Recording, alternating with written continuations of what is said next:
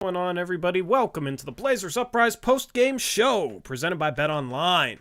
The Blazers today do a great job tanking, Eric. Just a phenomenal tank job as they lose to the New York Knicks 123-107. This was a game where the Blazers actually had control for more than half this game and ended up falling apart there late in the third quarter and tanked this game. Josh Hart returns today, gets an ovation. That was cool. And yeah, I'll be honest, I didn't watch much of this game, but I saw the new mascot. I'll talk about that, and we'll talk about this tank job. Eric, how's it going, man?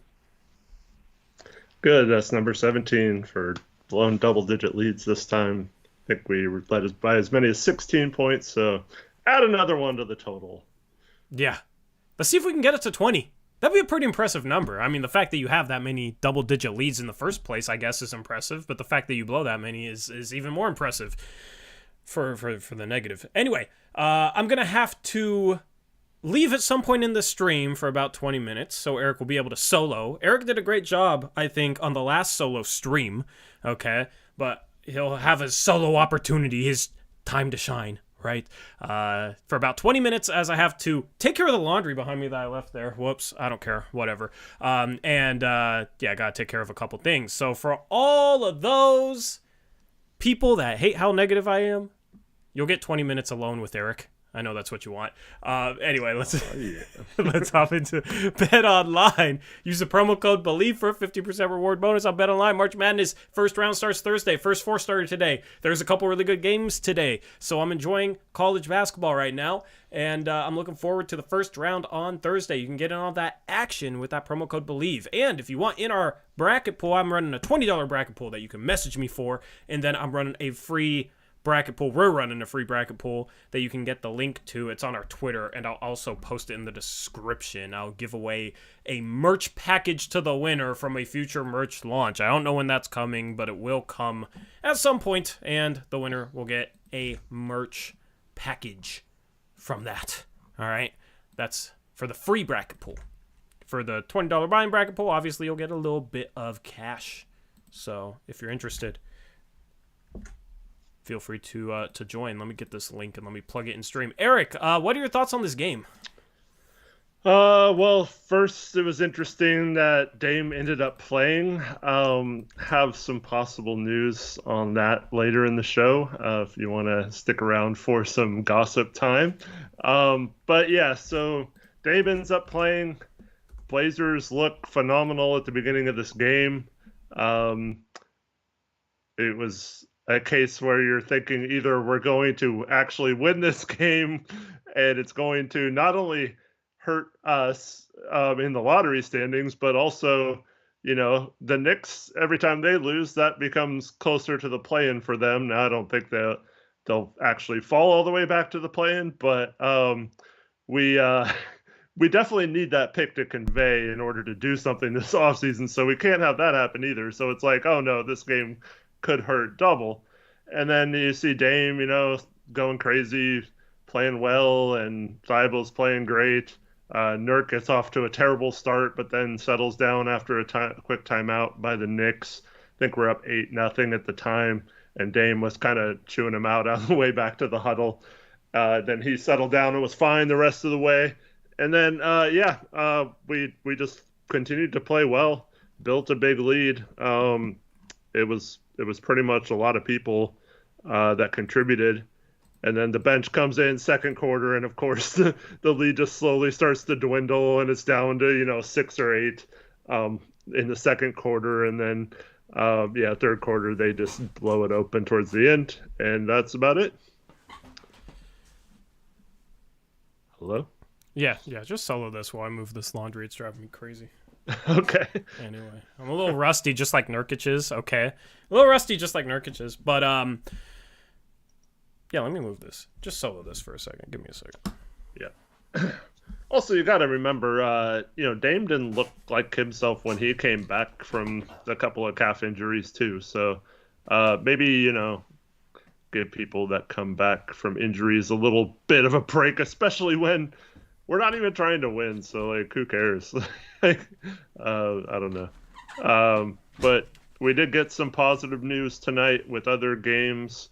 Washington in particular winning really helps the Blazers after this loss. So that was basically the big game of the night was Washington winning. OKC also won to kind of distance themselves a little more. So I love chat right now. Chat says Tori is tanking. Tori is washed. Tori's laundry is washed. He's already spent. Yeah. I'm trying my best to make Eric look amazing. Let's chill on the Nurkic stuff. Even if he has a terrible game, I mean, he is what he is. We know what he is, and he's coming back from an injury. And he's played, 3 games since coming back from that injury. He's always been a guy that... His fourth game since coming back from injury. He's always been a guy that's kind of struggled getting up to speed, but was better later in this game. I mean, he was a +1. You know, there's other guys on this team that played far, far worse than he did. And everybody, I feel like, is back to turning and looking at Nurkic first. There were some comments before the stream started about trading him. Well, we can't trade anyone right now. That's kind of a pointless conversation at this point. If it comes time in the offseason where you can get an upgrade and it makes sense, then sure, do it. I'm not that attached to him where you have to keep him even if you have an option that's better. But we'll have those conversations once the season is done. There's no point to have those conversations right now. Looking at this game, Eric, Sharp plays 7 minutes in a game that we lose by 16. In a season that we're tanking after tanking last year. The guy that we tanked for last year, we're not even playing while we're tanking this year. That is absolutely ridiculously stupid. Dame plays 39 minutes in a 16-point loss. Matisse Thybulle plays 38 minutes in a 16-point loss. Matisse Thybulle was good today. 15, 8, 3 and 3. 6 for 11 from the field, 2 for 5 from 3. Matisse Thybulle, I've been relatively happy with since coming to Portland. I had questions about whether he could be in the rotation on a good team. I think he's showing that he can at least be a back-end guy. The 3-point shot, we still don't know where it ends up, but I love the way he's rebounding. Defensively, obviously, he's our best defensive player right now. He's a guy that I'm liking going forward. Meanwhile, when you look at the bench, you got Cam Reddish playing 19 minutes. He's 1 for 6, 0 for 3, has 2 points, 1 rebound, 2 steals, and a turnover. Is a -27 in 19 minutes against his former team. Was kind of hoping for him to have a good moment against his former team to prove why they shouldn't have given him up or whatever, but that did not happen. Meanwhile, on the other side of things, Josh Hart has 16, 9, and 8. So, kind of showcasing that the Knicks probably won that trade. You know, the Blazers get a first-round pick back, and they can still get good value out of that trade, depending on what that first-round pick becomes. But Cam Reddish tonight struggled. Nasir Little as well, Eric. 0 for 5, 0 for 1 from 3. No points, 1 rebound, no assists, no steals, no blocks. Basically did nothing out there. That's a Tony Snell stat line, but he missed all 5 of his shots. So when you got your 2 wings, and Cam Reddish and Nasir Little, who a lot of people think will be in the rotation next year, and in 29 minutes, they combined to go for 1 for 11 from the field, have 2 points in those 29 minutes, 2 rebounds, not a single assist, and 1 turnover. That's not good, because the rest of the season is basically a tryout for them, and it's an evaluation period going into next year.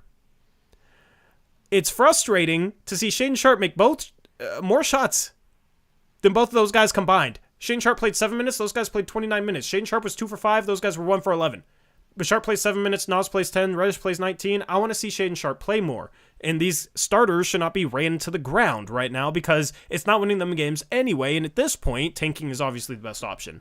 But when you have your 2 wings combining for that stat line in 29 minutes and Cam Reddish and Nasir Little off the bench, I mean, it doesn't matter how well the starters play at that point. Because that's just absolutely terrible, and it speaks to the inconsistency of both those guys. And those 2 guys are the guys I'm watching most out of pretty much anybody on the team the final month of the season, in a season that looks to be lost, because I think this is an evaluation period for them. And if they have more games like this, it's going to be hard to justify them being a mainstay in the rotation going into next year, and you might have to look to find something better off the bench this offseason.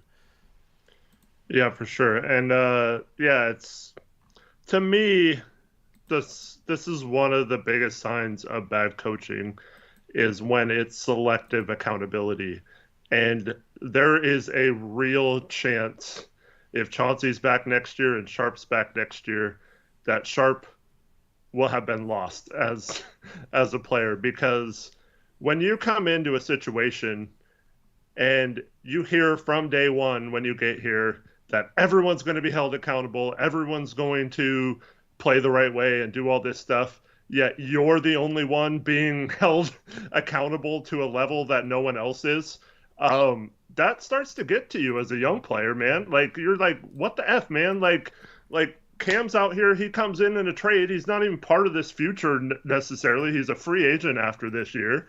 And you're letting him have this long leash with the rotation minutes, and you yank me after he came in the game, played 2 minutes, then gets yanked out, then came back in for another like 2.5 minutes, and then got subbed out. It's like that's how you lose season.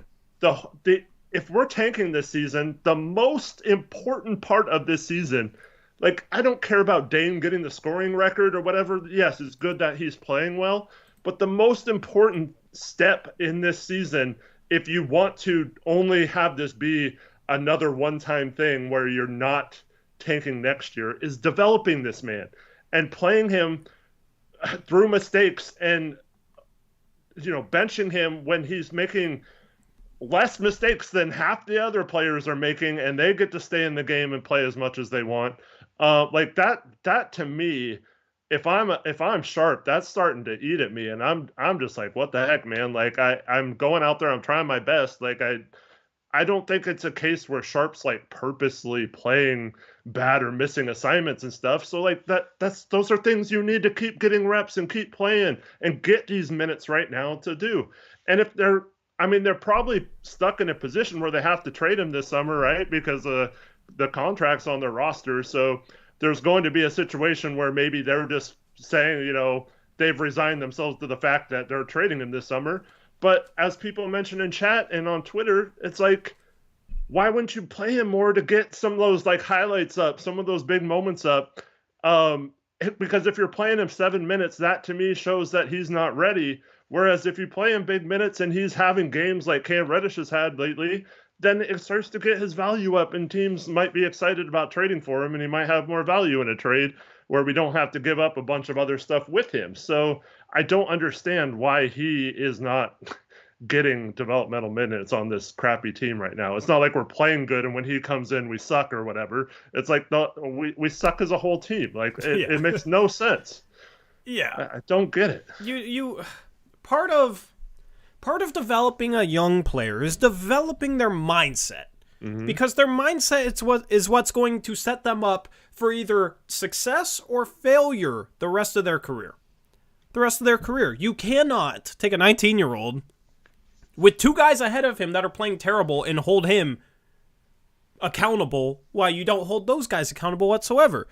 I mean, Chauncey will hold Nasir Little a little bit accountable, but I don't know, like, will he hold Cam Reddish a little bit accountable, or will it be, well, he still doesn't know 80% of our system that we don't run, and he's been here for over a month, It's an excuse for Reddish, and it's an excuse for Thibault, because they're new, but they've been here for more than a month. So, at some point, those excuses don't fly. Cam Reddish plays terrible, plays 19 minutes. I know you got to see what you have in him, but this is basically who he's been. A wildly inconsistent player that will have streaks where he plays really well and then streaks where he plays terribly. And in the end, statistically, it's not good enough to justify playing him in the rotation on a good team. That's why he's fallen out of the rotation the past 2 stops. I'm sorry if that's too negative for people, because there's a lot of Cam Reddish fans out there, but that's simply the truth of what's happened, and that's statistically what his production has been. In the 154 games he's played before he got to Portland. So, I mean, maybe he can break out and be something else, but he has to find consistency, and it's like, I haven't been impressed with Cam Reddish defensively whatsoever, and the thing is, he has less of an excuse. This is year 4. Shane Sharp's a rookie. Shane Sharp, you give more of an excuse because he doesn't have the NBA reps. He's still 19 years old. He hasn't had time to add strength, right? He's barely developed as a human being. So I don't understand having a much tighter leash for the future of your franchise. Shane Sharp's supposed to be the future. He's the guy we tanked half a season last year for. We took with a 7th overall pick. Like, you would think that if you dedicate half a season to getting a guy, you can at least dedicate maybe a month of a lost season to playing him more than 7 minutes a game in order to develop him. But instead, we're messing with his mindset. And that's the biggest area where Chauncey is failing right now, is he's failing with Shane Sharp. And it's frustrating as hell, because Sharp has had a positive season compared to what expectations should have been for him. He exceeded what expectations should have been for him so far this season. He wasn't supposed to help this team win any games. He was just supposed to be a guy like, okay, well, hopefully we can play him 15 minutes and he doesn't screw up bad enough where we can still win while playing him those 15 minutes to develop. And now the rest of the team sucks. He's been better this year than I expected, and we won't even play him half that. He's playing 7. And so people are mentioning the late thing, which is definitely a possibility. I did go back, thank you to whoever that was that told me about that. So I did go back and listen to the quick interview that someone said where he mentioned that him and Keon were late to a practice or something. That's all he said. That he didn't expand any further on it. But like, wouldn't that mean he'd be like taken out of the rotation? Like, why is he still coming in at the normal time and stuff? Like, to me, if you're going to discipline someone because of that, but like, you can tell Sharp is obviously, like, he was visibly frustrated when he came out of the game 2 minutes after going into it tonight. Like, I just don't understand why he wouldn't just be then out of the rotation and Chauncey could say, you know, he missed some practices or whatever, and so he's being punished for that. And that, like, most people would understand that, but like, playing him 7 minutes, like, what does that do? Like, you're just like messing with him both on the court and not developing him and that and stuff like that. So I don't know. You play him or you don't play him. Right. You know, if he misses a practice, say, okay, we're not playing you for the next 1 or next 2 games, but then you'll have, you know, you'll get another chance. Don't give him 2 minutes at a time and then sub him out the first time he makes a mistake, because then he's going to be too afraid to make mistakes. Then he's not going to play with confidence. That's the last thing you want, right? So if you want to punish him, just don't play him. So at least you're not messing with his confidence when he does play. Yeah. So Chauncey has absolutely failed in that regard, and I feel like I've been softer on Chauncey than a lot of people. I've been less negative on Chauncey than a lot of people, to be quite honest with you, and I can't hear. You know, it's Chauncey's screwing up Shane Sharp right now. And I would understand it if we were winning, I guess. At least there would be some justification. Sure. There's absolutely no justification. We freaking suck. And it's a good thing right now because we need to tank.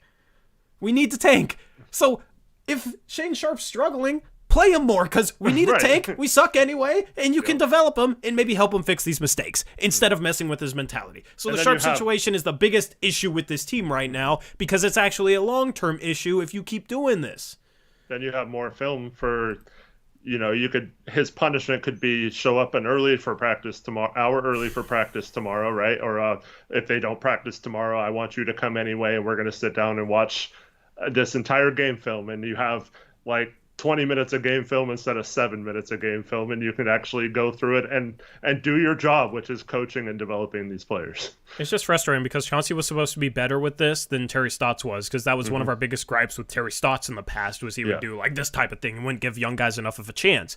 And Chauncey came in and was like, yeah, I'm going to give these guys a chance. You know, I have a lot of faith in Nas and this and that. And somehow Chauncey, like, he said all the right things, and at the start of his tenure, he tried coaching the right way. Somehow, he hasn't even been here 2 seasons, and he's regressed completely back to what Terry Stotts was. I know. Like, he's coaching exactly the same as Terry Stotts did, and that's why we had an issue. The problem is he doesn't have the same level of defenders as Terry Stotts did. Yeah. You know, so, like, defensively, it's an absolute mess. So it's very frustrating. Shout out Gray Hughes with a $50 dono. Great to see you again, payoff. Gray. A bet payoff? Yep, this is him paying you the bet. Oh, yeah, didn't he bet that they were going to make the second round? Yes. Okay. Shout out Gray Hughes for the $50 dono. Thank you, Gray, for being a man of your word. Says, after such a great start to the year, what a disappointment of how they developed, but good to see some good young talent for the future. Hopefully we don't get rid of it all. No second round of playoffs. You win. And a $50 dono. Thank you, Gray. Appreciate you. I honestly forgot about that bet. So thank you for reminding me. My long-term memory I need to do something to improve it because it's not good enough. But thank you, Gray. Appreciate you, man. Gray was also saying he's going to be mad if we trade Sharp, but like, I don't know. I mean, it could come down. I mean, if we trade for a bigger player, like a huge contract, it could be Anthony and Nurk that get there salary wise, and we could find a way to get Sharp. Or if it's a good enough player, we're going to have to trade all three of them. But yeah, we're pretty much stuck in a situation where if they want to keep Anthony and the other team doesn't want Nurk, and that leaves, like, let's say Mikal Bridges or OG, that pretty much makes it to where we have to trade Sharp and Nas and pretty much all the other tradable contracts just to get there. So yeah, they've just put themselves in a position where they have no other contracts of value to trade to get to some of the players they're talking about acquiring this summer, and it's freaking ridiculous, and I don't understand it. We've gotten a bunch of arguments today about it on social media, but like, I think they're in a situation where they're gonna justify it as saying like Sharp's just gonna, like, we love Sharp, but it's gonna take too long to develop, and we need to win now, and I think that's what they're gonna do. Yep. So, I don't know. We'll see. But you shouldn't be playing guys more than 36 minutes a game. Regardless. Regardless. Even if you're pushing for the playoffs, you shouldn't be playing guys more than 36 minutes a game, but especially when you're losing every game. Like, Chauncey, it's funny, because Chauncey is coaching, like, in regards to the minutes and not playing young guys. You know who that reminds me of? It reminds me of Tom Thibodeau's two biggest flaws. And Thibodeau's on the other side of things tonight, and, you know, Thibodeau's doing a good job there in New York, so maybe there's hope for Chauncey. Coach a defense. But, you know, how much experience does he have? Yeah, he can coach a defense, and that's the thing, is New York plays defense, and they got guys that can score. If the Blazers played defense, we wouldn't be talking about tanking. The problem is we can't play a lick of defense. But, you know, Thibodeau's doing a good job there in New York. It's just funny with him being on the other sideline. And we're the team that won't play a young player when we're losing by 16, and we're the team playing Trendon Watford 40 minutes tonight. Oh, and yeah, I know Brunson was out tonight, but he played Miles McBride over Derrick Rose. And oh, yeah, there we go. Another young player that we possibly could have had in a trade because New York absolutely wasn't attached to him at all, who can actually handle the ball and play defense and stuff. But no, we were like, nah, we want Ryan Arcidiacono and Shvi Machiluk or whatever. Could we have had McBride in that trade? Yep. I believe you. I'm just, yeah. Well, there's another knock against Joe Cronin. Jeez. I mean, think about it, Tori. In the Clippers trade, instead of getting like valuable assets, we get Winslow and Keon, right? Yep. In the New Orleans trade, they have all these good young players, and we get Nickeil Alexander-Walker just to flip them for an injured Joe Ingles. Out of all the young players they have, like have some foresight to like not even take a first back in that trade and get Trey Murphy back, and think of how good we'd be right now with a player that's probably better than Grant right now, and that we'd only have to pay $3.2 million next year instead of 30+ million. Yeah. And I love Trey Murphy before that draft. Do you remember how high I was on him? So not only do we get Nickeil Alexander-Walker in that trade, but then we trade him for a freaking Elijah Hughes, who's even worse than him. And so then we have Elijah Hughes on our roster out of that trade. And then so then go to this trade deadline, and we take the Knicks' two worst players in that deal, actually three worst players, because Reddish was one of their worst players as well. So like we don't get any like valuable players that are doing that. So like that's all we do is take back the worst possible players we could take back, and we don't call any teams bluffs. We're just like, okay, we'll just take whatever the worst deal possible you can offer, and like it's sad, man. Like every trade we fail to like recognize someone that could actually help us, or someone like we're limited because we won't take salary on pass this year.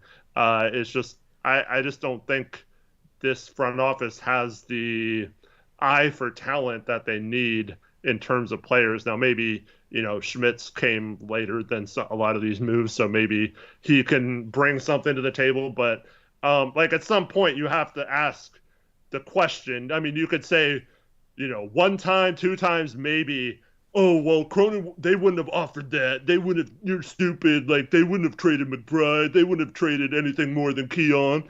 But, like, at some point, you have to recognize that there's a reason why he's getting taken advantage of in these trades. And that's because he's inexperienced and he's a little in over his head with his job. So, unfortunately for him, he's just not getting as much value in these value trades he's making. You have to get as much value as you can if you're forced to do these crappy little trades, and he can't even do that. So it's just really, really frustrating. You know what drives me crazy about it is instead of acknowledging that, there's a ton of people out there, Eric, who will just try and preach the crap we get back to us. Right. Like and preach it and overrate it. Overrate the hell out of it. There's a reason I love trolling Cam Reddish fans, okay? Yeah. Because I literally cannot say anything negative about Cam Reddish without having like 2 or 3 people freak out. And it's people that have labeled him Paul George and elite scorer and blah, blah, blah, blah, blah. I have never done well with player stands, okay? If you were here a couple of seasons ago, back when we had Carmelo, you would know that. I have never... Player stands drive me crazy because you can't say anything bad about said player, and every time they do anything good, they want you to say something good about that player. You can't acknowledge a bad game, but you must acknowledge a good game, right? So, I've never done well with player stands, and the Cam Reddish fan base doesn't like me, at least the ones that know I exist, because, oh my goodness, man, they go off. They go off. I said his stat line today, Eric, and I had people insulting me over it. Please say the correct terminology. It's the Cam Fam. The Cam Fam. Yep, the Cam Fam. Yep. There you go. The Cam Fam hates me because I said his stat line today, and then I said is the honeymoon over, which was kind of trolling them. But people freak out at that. Yeah, you do troll. I was. But there's a reason why I troll him. It's like, dude, can we stop trying to preach the crap we get back in Joe Cronin's trades? Keon Johnson's a first-round pick, ladies and gentlemen. Well, I wish we could get a first-round pick back for him. Justice Winslow can be a key part of this team, even though he's sucked and can't stay healthy before he comes to Portland. Oh, well, look, he kind of sucks and he can't stay healthy. And he's missed 3 months due to an ankle sprain. So, well, who could have saw that coming? Wait, I did. And I got heat for not liking Justice Winslow enough. I mean, it's happened with so many players, even going back to the Olshey era, where, not all these players are the same or similar, but Olshey would bring in players that I would criticize and it'd be too negative. And then people say, just wait. Don't be negative on this player. And then they end up being mediocre at best. And look at where we are after having Damian Lillard for over a decade. We still haven't put a good enough team around him because we keep getting back these guys that aren't good, and they have no upside, and they don't turn into anything instead of getting back a Trey Murphy or assets that become better than what you gave up for him. We don't multiply assets like that. That's why we're stuck in this position where I'm sitting here praying for Victor Wembanyama. That's why we're here. That's exactly why we're here. So, it's like we do this again and again and again, and oh look, Cam Reddish. He reminds me of Paul George. He's an elite scorer. Like, I hear all this crap, man. There's a reason. That's why I troll those guys. It's like, when are we going to stop buying everything that is sold to us?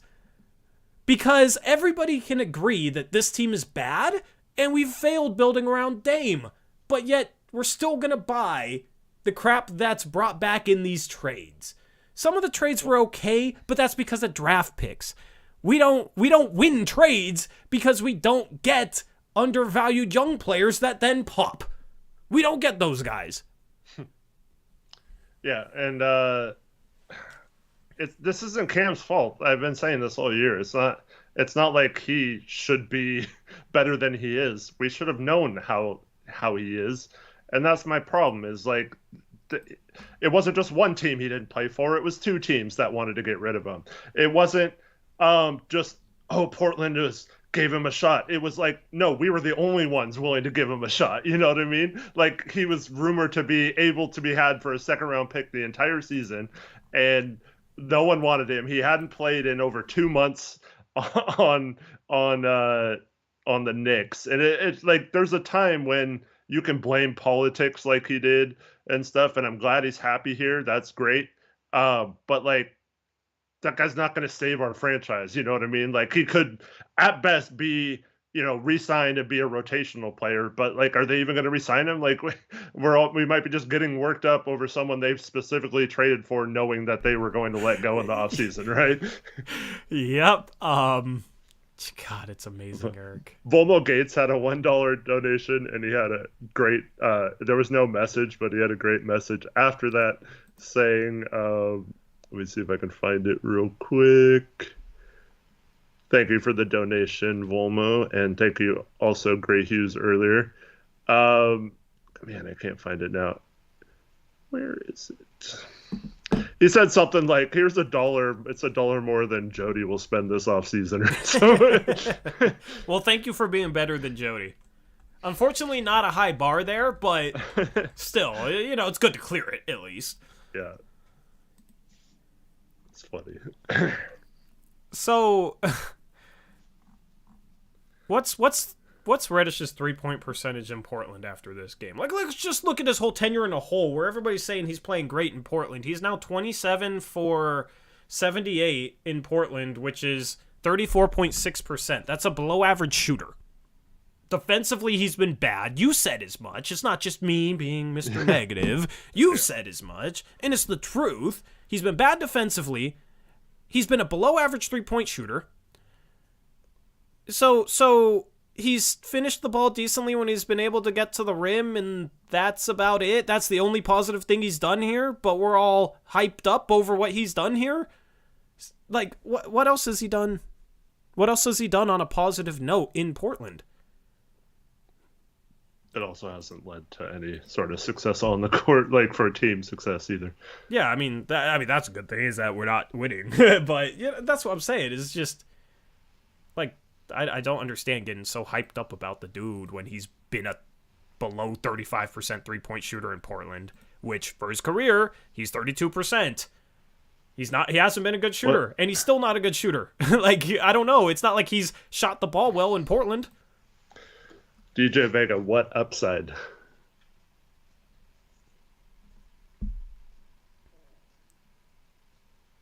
Because his weaknesses determine his upside, and his weaknesses, I think, are kind of what they are at this point. I don't see them changing. And DJ Vega, where's your apology back for the Jeremy Grant trade not being good now? You haven't been here in a while, I noticed. You did unblock me on Twitter, though. Thanks for that. Yeah, I mean, I'd still do the Jeremy Grant trade, but man, for sure. Everything, it's funny to see all the fan base question, like, oh man, he's going to get paid a lot, and I don't know if he's worth it, and he hasn't really fixed our defense, and look how bad he's struggled offensively lately, and it's like, those were all the concerns we had with him. That's why we weren't completely in on that trade. I had someone tell me on Twitter today that letting Grant, Thibault, Reddish, and all our other free agents and trade exceptions expire or like release the cap holds on them, just let them all go, and having like 18 million in cap space is better than re-signing any of them.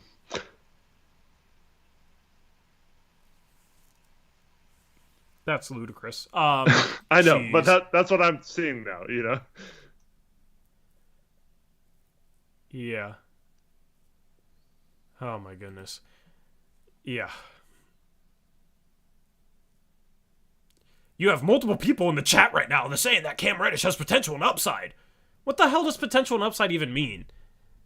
Y'all don't ever, like, the people that argue with us, too many of the people that argue with us don't ever define what they're talking about. Like, they speak in generalities, like, he has potential and he has upside. Okay, in what area? In what regard? What can he potentially be? What do you see him being? Where does his upside lie? Like, explain it. And when the team doesn't re-sign him this summer and lets him walk, then what are you going to say? That's the thing, is like if he had upside, you think he would have started to figure it out at all. He's 4 years into his career. He hasn't started to figure it out at all. He's started finishing better. That's literally the only positive thing he's bringing right now is he's able to drive, but not one-on-one or out of the pick and roll. Like when the ball gets skipped to him and there's gaps in the defense or a closeout, then he's able to drive against it and finish. Other than that, what positive thing is he doing? What upside? Upside in what regard? Like, I'm not saying you're saying he's the next PG, DJ Vega TV in chat. I'm wondering where, like, define his upside, define his potential, because people love to throw around upside and potential, but they never define it.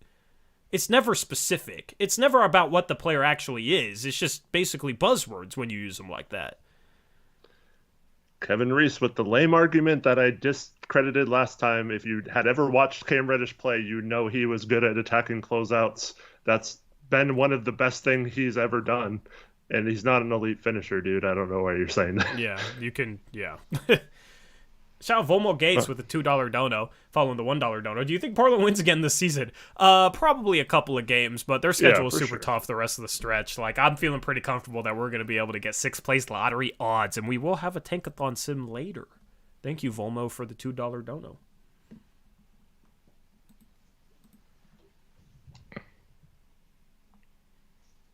What is he? So here's the thing.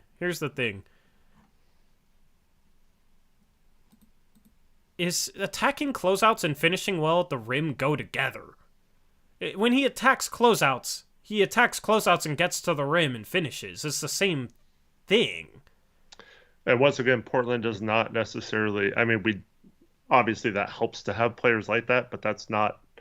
If you were to list like the 10 things we need a potential player at to do well, like that would be way below 10th, I think, on my list of things I would want upside in a player on.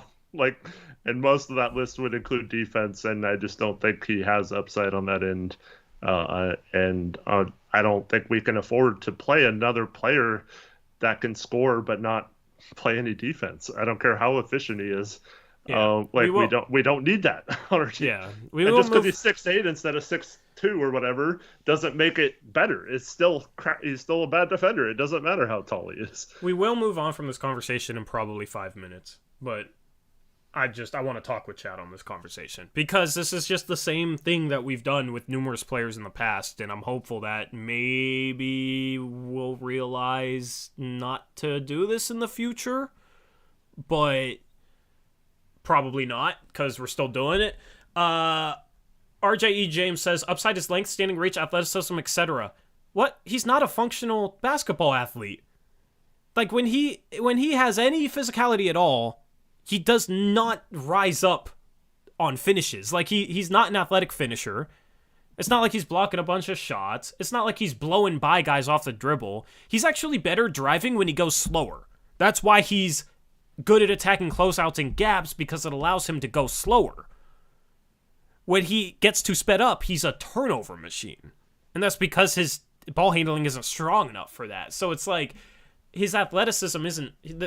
What upside is there in his athleticism? He doesn't have great athleticism. Some guys can have a high vertical jump, but it doesn't translate to the basketball court. Pat Connaughton had like a 44-inch vertical at the combine. I mean, sure, if he was standing alone, he could go up and grab a rebound, but other than that, you know, his athleticism didn't really translate to the court. Certain guys, their athleticism translates to basketball situations better, to being off balance, to having a guy on your hip, to different footwork when jumping, etc. And lengthwise, he doesn't have a super long wingspan for his height. Like, it just goes back to, okay, we like him because he's 6'8" and a small forward. And that's it. So he has upside. With shoes on. Yeah, 6'8" with shoes on. Like, what is his standing reach, Eric? I don't even think he measured his standing reach, did he? I think his standing reach is decent, yeah. I mean, but I bet you I can find a bunch of guys with his similar measurements that played a small forward spot that ended up being crappy NBA players. I don't really see how there's upside. Like, it has to be put to use. He's not quick enough vertically, in my opinion, to have big upside on defense. Yeah, so Also, I know we might have some Knicks fans watching that are curious on our thoughts on Cam Reddish. This is what it is. So, well, once again, it's not Cam's fault. It's just like he is what he is. He is what he is. The problem is people gas him up too much. Yeah, that's the problem. Like, I saw a comment earlier. Torrey would love to drive Cam Reddish to the airport to get him out of Portland. I'm okay with him being the 10th man.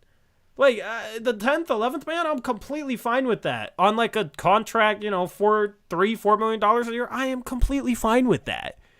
The thing is people hype him up to potentially be the answer at the small forward spot, or at least, like, a very high rotation bench player, a 6th, 7th man, and he's not that. That's the problem, is people overhype him, and then people get way too upset when I sit here and say, you guys are hyping him up too much. He's not that good. Oh, you're negative. Sorry, I'm just trying to preach the truth. Like, it's always what it's been. Sometimes I'm wrong, sometimes I'm right, but I always look at what has a player done. I try and watch guys around the NBA. I try and read what other people, other fan bases say about their players, that sort of thing. I try and have educated takes. And so far, I mean, he hasn't really shown me anything out of what I expected. He's had some good performances, he's had some bad performances. He's inconsistent, but his struggles make it hard to find a role for him. Like, what's his role on this team? Not a defensive stopper. People talked about him being a point forward, but he has more, before coming to Portland, he had more turnovers than assists for his career. He's out in 30 minutes a game, he's averaging less than 3 assists. Like, is that a point forward? You know what I mean? He doesn't make advanced reads.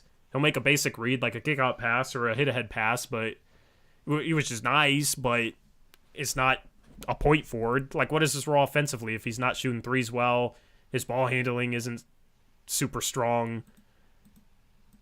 I don't know. Did you read Brian Tadovich's donation? Nope. $2 donor from Brian Tadovich says he's a decent 9th man. Yeah, like, if he's a 9th man even, I'm okay with that. The problem is... Depends on what you're paying him, I guess. But yeah, it gets frustrating having...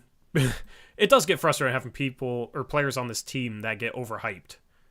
And having player fans, that sort of thing drives me crazy. So I don't want to hear that. Oh, Chauncey's playing him as the 9th man and he's the next Paul George. I don't want to hear that crap.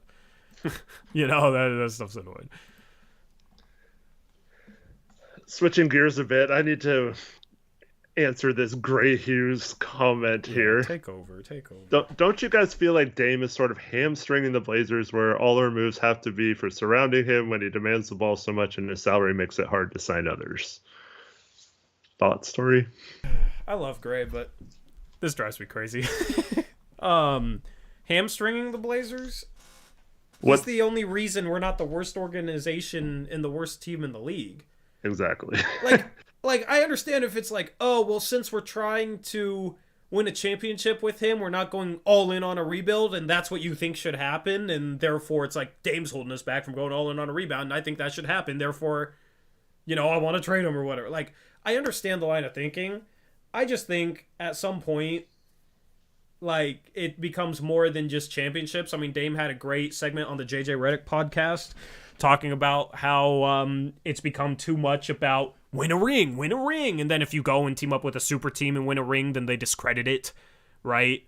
So a dude that's been as loyal as that, like, I don't want to just go headfirst into a rebuild and trade him because I don't think that's doing right by him. And it's like, you want your stars to be loyal, stars as good as him. How can you expect that if you don't extend that same sort of loyalty back? So that's why that's completely out the window for me. So I don't view it as him holding the Blazers back from anything. Oh, wait, hold up, Tori. He says, every move we make is trying to surround him and the hell with the future for building our future. Bro, we just traded for Cam Reddish and Matisse Thybulle and Kevin Knox at the deadline. How is that building to surround him with talent? That's not, like, we have not. This Dame is not the reason we cannot put talent around him. It's the GMs and the owner. Mostly the owner being unwilling to do what it takes to do it. Because once again, this summer, now we are stuck in a position because of our owner and GM that we don't have the contracts to trade. So then it goes back to we have to trade up our young players and our talent to get that player that we need to pair Dame with, but then we're having to sacrifice all the young talent, and we can't have those two timelines work.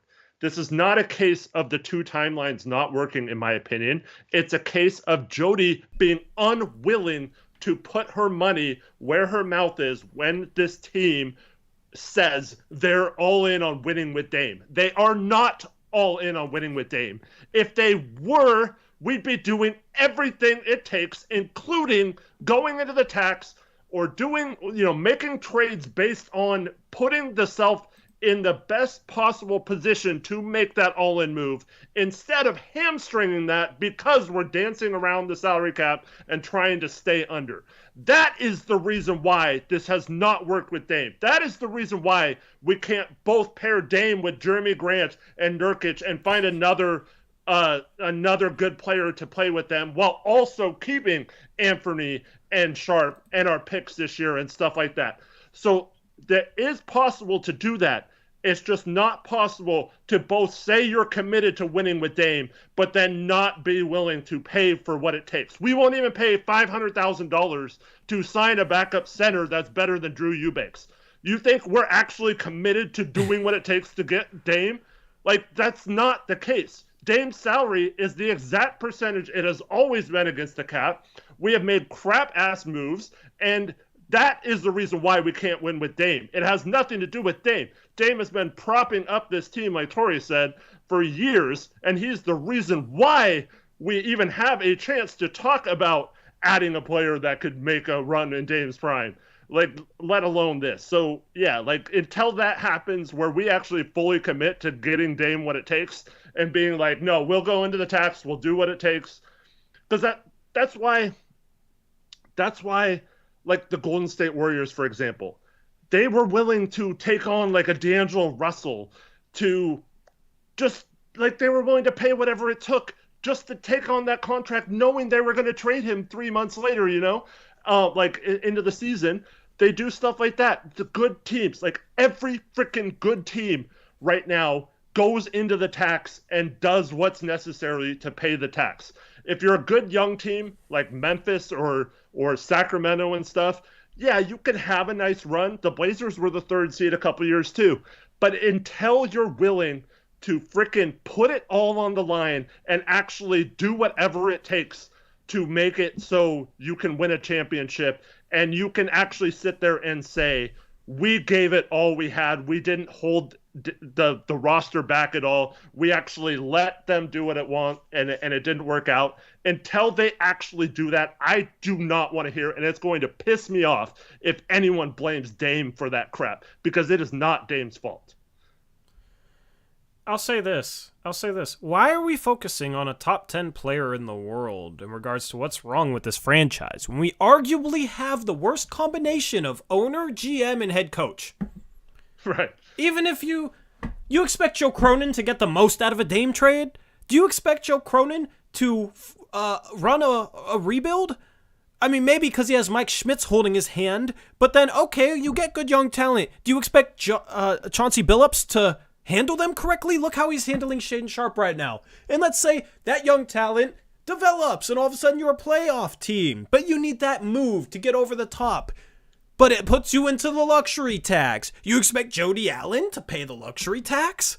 Like, it does not matter with this combination of incompetency at the top of this organization. It's not Dame's fault.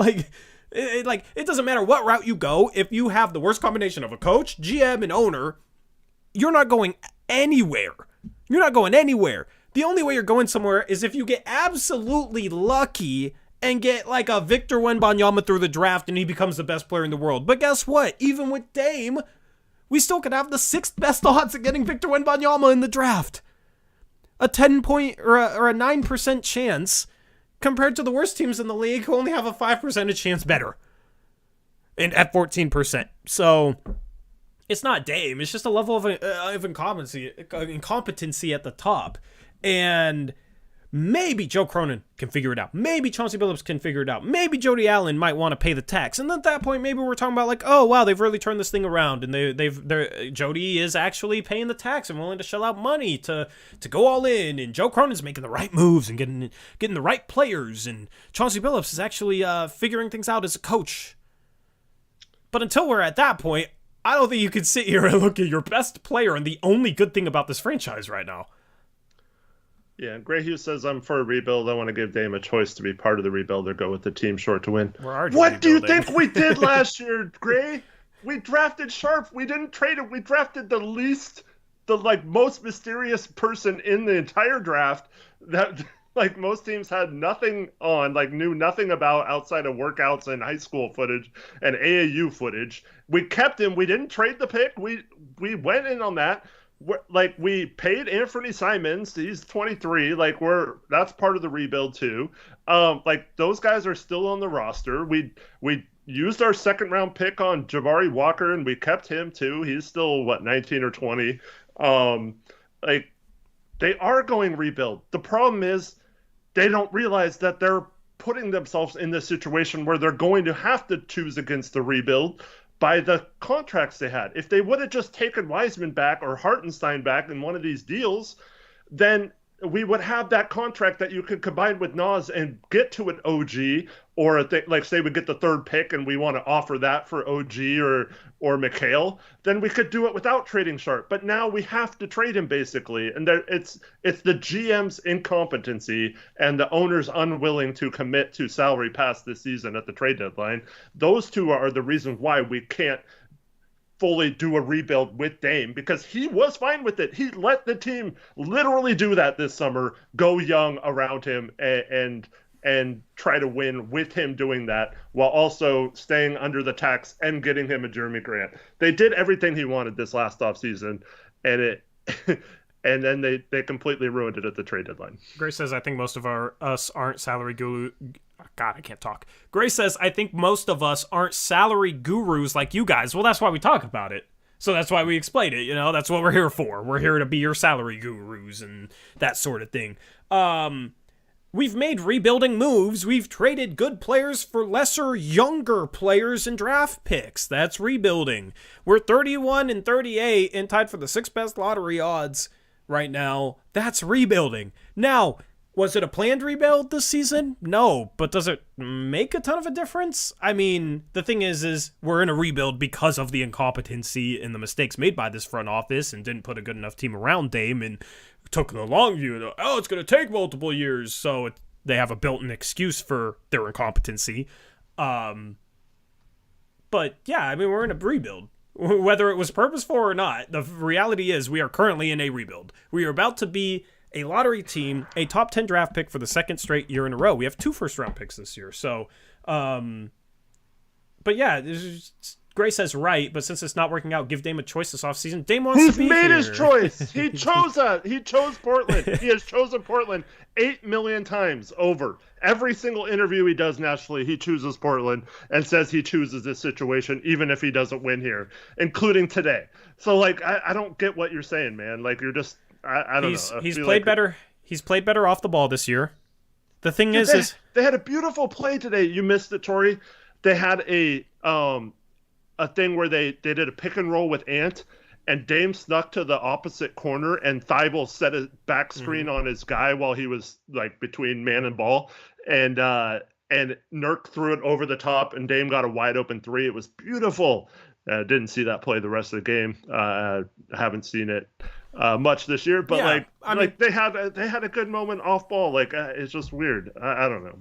Yeah, part of it is Chauncey has to be better with scheme design. He has to be better with scheme. Dame has shown that he can play off the ball this year. If you gave him better players, watch the ball movement increase. The thing is when you have trash offensive players that don't have to be respected behind the 3-point line, or turn over the ball too much, or don't make the right reads, it's a lot easier to defend not only the Blazers offense, but also Dame, because you can play off those guys. Or you can game plan away from those guys towards Dame in terms of attention. But then Dame can't, you can't rely on some of these guys to move the ball, or ball movement gets shut down when you don't have to run at guys catching it behind the 3-point line. and it stagnates the offense, like, get Dame better players and the ball movement will be better. He's shown that he can play off the ball this year at a very high level. That's the thing. It just comes down to give him better players.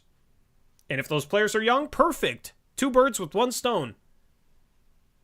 You're building for the future and you're building now. That's why Victor Wembanyama would solve so many issues with this team. Would basically be the cure-all to the incompetency of our head coach, GM, and owner, because he's cheap, young, phenomenal, could fix our defense maybe single-handedly, no matter how Chauncey coaches it. Yep. So, and this leads me to the Dame gossip. Oh, finally get to that. Yeah. So Chris Haynes was supposed to go on 620 today with Chad and Dwight. Yeah. So he ended up, I don't know what happened, but he ended up not coming on. So I did some digging on some rumors I heard of what he was going to say. And I think he was going to say that the Blazers organization went to Dame before the New Orleans team game and asked him if he would sit out. That's what you heard? Yep. Before the most recent New Orleans game? Yeah, the one where he sat out. Yeah. Yeah. And what was the reaction? That's why I wanted to hear Chris Haynes, because I did not know what Dame. Yeah. Someone's saying that Chris said it in a podcast, maybe. But I don't know what Dame's reaction was. But he obviously sat out the game. But then he plays tonight, so that was kind of And he weird. Plays his ass off tonight. Yeah, right. Yeah. We are such a mess. Mm-hmm. Such a mess. I mean, I don't even know what to think about that, because it would be nice to just tank the rest of the year and sit him, but also it's like, you told him this year was going to be different. He got up on the mic last game of the season and said, like, thank you for bearing with us. I promise you it'll be different next year. Yeah.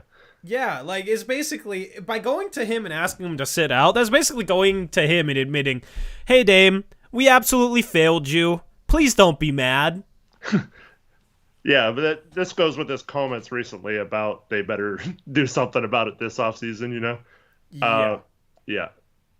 The problem is that's not likely.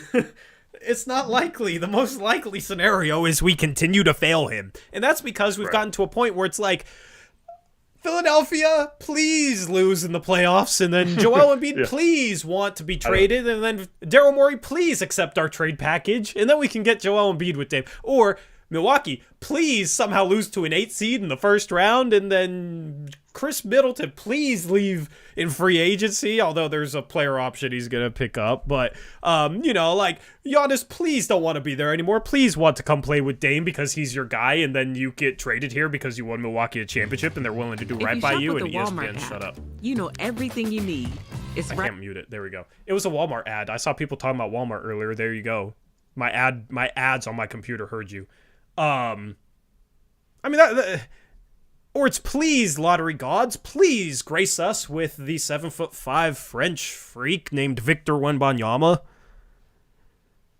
All 3 of those things are so incredibly unlikely, and anything beyond that we're probably overpaying for. So, the most likely scenario is we continue to fail him. Yep. So yeah, I mean, to me, that's the right decision, though. It's tough having that conversation with Dame when he's out there saying we're still only 2 or 3 games back from the playoffs and we still have a chance. But yeah, it's just interesting that they actually would go to him. But I mean, I guess it's good that they're being transparent with him, like he says they are. Yeah. I'm not gonna read too much into that. That's just interesting. Yeah, I mean, I wonder if they shut him down later, depending on... I mean, this is obviously going the tank route. So, I think see. So maybe tonight, I mean, this is incredibly stupid if he did have like a calf injury to play him tonight. Yeah. But maybe tonight was like, okay, like here's a compromise. You play tonight. If you can win, we'll let you go until we don't. If you still don't win, though, like at some point we have to do what's best for our future, and that's getting as high of a draft pick as possible so we can make what you want to have happen next season. Is that worth risking that a higher percentage of chance that we could get something done for you with a higher pick this summer? Is that worth this team that you're playing your butt off for, and you're still not winning games, you're still blowing leads and stuff like that? Like, is that what you want to keep doing, is make it harder for us to do that this summer while also still probably not making the playoffs because you can't get it done? So I don't know, man. I mean, yeah, that's the reality of it, but it's the reality because we failed. So it's probably good that we lost tonight then, if that's the case. Yeah, I mean, it is good that we lost because we want New York to not fall into a play-in, which I don't think they're going to. And shout out to the Knicks. The Knicks fans in here. I'm rooting for you guys. You guys got Josh Hart, and I want your guys' draft pick. Thank you. That's, win-win deal then, right? If we can make that draft pick worth it. And Knicks fans can't complain because they're right now sitting at the 15th pick with the Dallas pick, so they're still getting. Yeah, you guys still got an even better first-round pick than your own. So yeah, you guys are set. Knicks front office has done a decent job with adding players. So yeah, for the Knicks fans, I'm rooting for you guys. I want to see Josh Hart have some playoff success. I love Josh Hart. I was sad to see him go. And it was funny because I did an interview with Knicks Fan TV for my NBA stuff on NBA Uprise. There's a link to that in the description box below if you're interested in upcoming content around the NBA in general. We will ratchet that up during the playoffs when our season's done. We'll do some live watch parties probably for some playoff games, some Knicks games. So go subscribe. We're like 40 below 1,000. It would be greatly appreciated. So if you're a Knicks fan and don't care about Blazers stuff, subscribe to our NBA channel. But I did an interview with Knicks Fan TV before the trade deadline, and I did a preview for the Knicks, and I recommended Josh Hart on that interview. I said, I think he would be a good fit in New York. Well, yeah. And he's gone there and been a fantastic fit, and that's just I told you guys it'd be great there. I called it. I knew he would be a really good fit there, man. And, yeah, it's just crazy that it actually played out exactly like I said it would. So, yeah, that's the feather in my cap.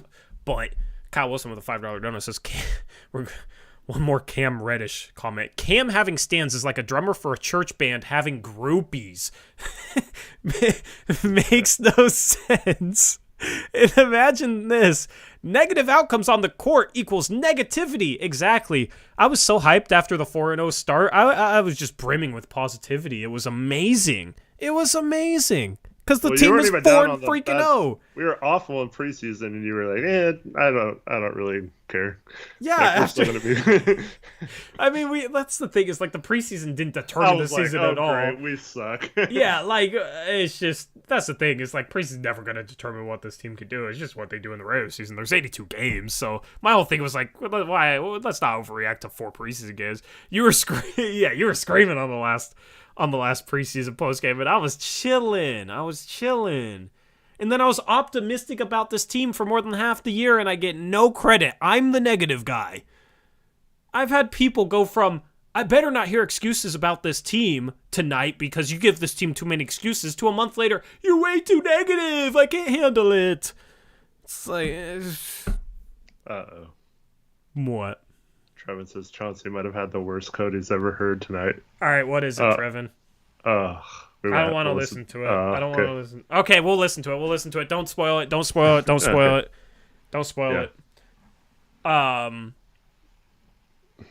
Tori, I think you're the realistic guy. I try to be. I think I am.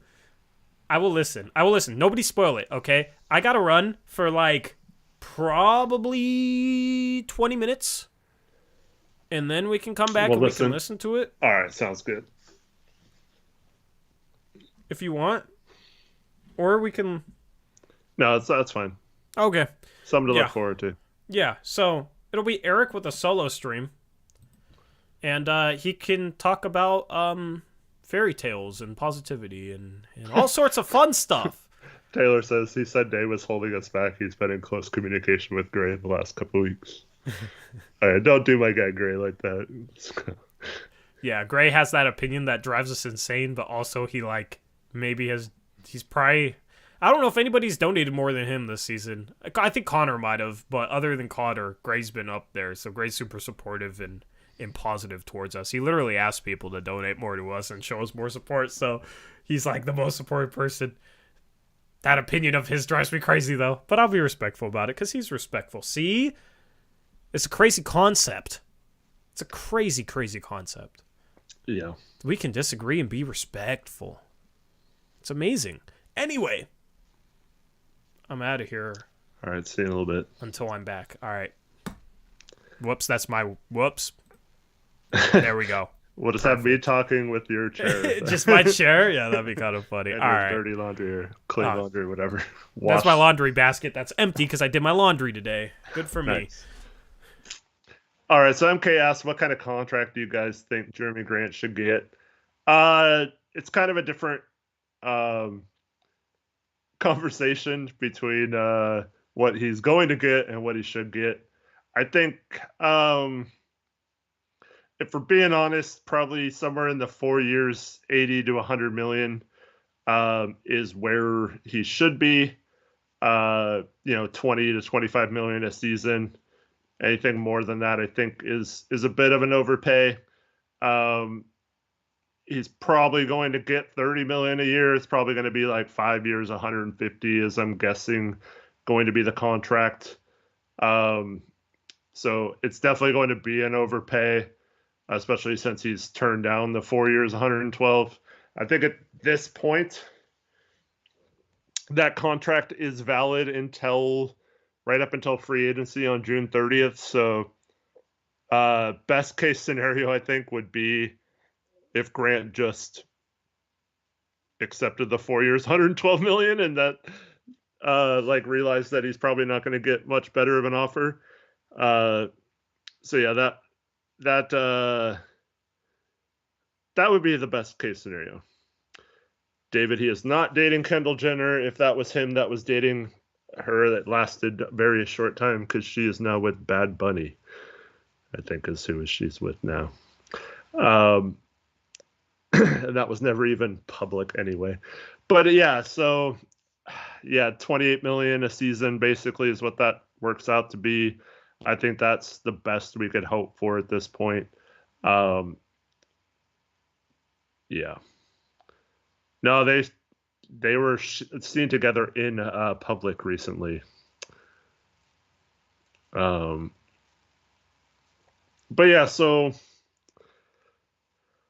this is the problem, and this is why I didn't want to trade for Jeremy Grant, is because I knew we were going to have to overpay him. But you can't let him walk because you could have gotten value for him at the trade deadline. There was a lot of teams that would have traded for him.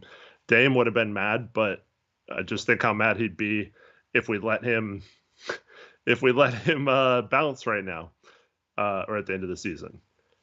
So yeah, that's the case where we need to pay him. We need to keep him. Hopefully he plays well enough to where if we need to move him, still that contract's not like a Tobias Harris type contract where it's untradeable for any kind of asset and you have to attach stuff to get rid of him. So, and a little bit of Dame's frustration should be with Jeremy right now, to be honest. I mean, he has not played great the last few months. And he should have gotten, if he would have continued to play well, this team might have won a lot more games that they lost, and we'd probably be in position for the playoffs right now. So I think some of Dame's frustration needs to be with the fact that Jeremy's kind of let him down this year. But at the same time, I think with the avenues they have to add talent this summer, if you subtract Jeremy, it doesn't really matter what you add because it's not as good as if you add that to Jeremy and Nurk and yeah. So yep.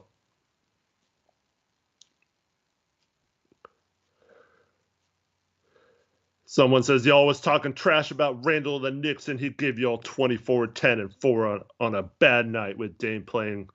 This fan base is a joke. Okay, cool, man. All right. Congratulations. You're never winning crap with Randall as your second best player anyway, so. But congratulations. No, we're happy for the Knicks. We wanted to lose tonight. Yeah.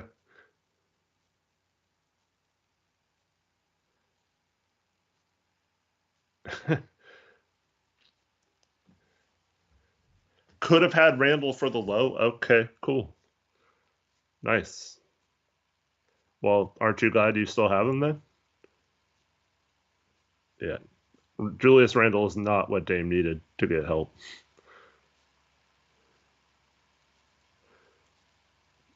Yep, not happening, David.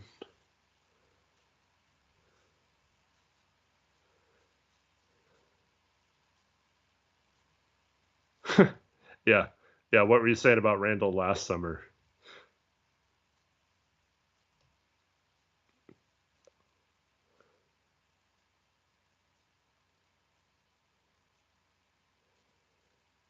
Habib, I'm not sure what the holdup is, except for the fact that she's stated numerous times that she actually has no reason to sell the team, and she hasn't gotten a good offer. If Phil didn't give a lowball offer and gave a legit offer, the Blazers would have been sold by now. But until she actually gets a legit offer, why would she sell a team? And yeah. Do I think Dame likes Jody as an owner? I think he was willing to give her a chance. Yeah, I think he was willing to give her a chance. But if she continues to be cheap, I don't know if she is. I don't know if she's doing. I don't know if he's going to like her going forward. Fun Pete keeps asking me about draft positioning. So yeah, I can bring up Tankathon.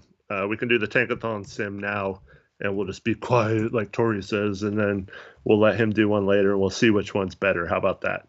So Portland right now is now tied in sixth with Indiana for the sixth worst odds, which if you're alone in sixth, I think it's a little over 9% chance at the number one pick. If you're tied with someone, they split it in half. So right now it's like a 8.3% chance. So Chicago is a full 2 losses clear. Washington is now a full game up on both Portland and Indiana. We're still 3 games behind Orlando, so it's looking tough to get to that 5th spot. Without that loss to them a couple of weeks ago, that would have been nice, but unfortunately it didn't happen. So yeah, 6th spot. So I'm going to sim the lottery here, and we'll see what we get. We'll just do it one time. All right, so remember last year we talked about this 6th pick, just for reference. The most likely scenario is that the 6th pick leads to the 7th pick is the biggest percentage chance it could be. DJ Vega says, people should respect Jody for not trading Dame and rebuilding. Phil Knight could come in and trade Dame the second he gets the team to rebuild. I think Jody wants to sell to the right owner. Okay. So an owner who doesn't trade the organization's cash cow, knowing that if you trade Dame, you'll lose like a huge portion of your fan base. Yeah, get real, man. That's dumb. Come on, man. Like, Jody knows she can play it both ways. She can get all the money and stuff from the Dame still being on the team, and also not have to be the one who traded him and all that stuff, and stay under the tax still like she's doing. So, yeah. All right, so let's go through this. At 14, we have the Los Angeles Lakers. No one. 13, the Knicks via Dallas. So the Knicks get the 13th pick. Congratulations, Knicks fans. Toronto's at 12. Utah 11th, New Orleans 10th, their own pick. So the Lakers the Lakers beat New Orleans today, so they're actually ahead of them. So they don't even have to swap picks. That's just New Orleans pick, and the Lakers keep theirs at 14. Number 9 is Washington. Number 8 is Chicago going to Orlando. So Orlando gets the 8th pick along with their other pick, which we'll get to in a moment. At number 7, up until this point, there has been absolutely no movement. If that sounds familiar, that's exactly what happened in the lottery last year, where no teams moved up until the 7th pick, which was the Sacramento Kings that moved up to 4. So in this particular lottery sim, the 7th pick belongs to the Portland Trailblazers. We fall down one spot to 7th and have the 7th pick for back-to-back seasons. Charlotte moves down 2 spots to number 6. San Antonio moves down 2 spots to number 5. And just like Sacramento, Indiana goes from 7 to number 4. Orlando comes in at number 3, meaning they had the 3rd and 8th picks in a loaded draft. That will really be nice for them in this scenario. Detroit falls down 1 spot to number 2, and Wembanyama goes to the worst possible organization, and that's the Houston Rockets at number 1. So there's my lottery sim for the day. So just like last year, it would have been better to win a game and be 7th than 6th. So yeah, fortunately that sucks. But maybe at 7. I think Jarris Walker could be the pick there at 7. So not the worst case scenario, because I think he could be better for us than taking another wing or whatever that we take above there. I mean, obviously, I think Brandon Miller would be a really good fit, but yeah. So yeah. Dolan says Jarris Walker won't be that good. Okay. Good point. And the Knicks pick is currently 23rd. So we'd have 7, 23, and I think it's still 45 in the second round. No, it's up to 44 now. So 7, 23, and 44 would be our picks. Rai says, who do I take at 7 if Wemby, Scoot, Miller, Thompson, Twins, and Jarris are the top 6 picks? I think I'm trying to trade the pick or trade down in that scenario. I think it's just a little too high to take Hendricks, but I'd love to get Hendricks still by trading down to like 12 or 13 and then maneuvering the draft board where you pick up maybe an extra asset or something. Yeah. So yeah, I'm probably trading back in that scenario. I'm hoping to get still like Hendricks and Lively, I think, in the first round would be my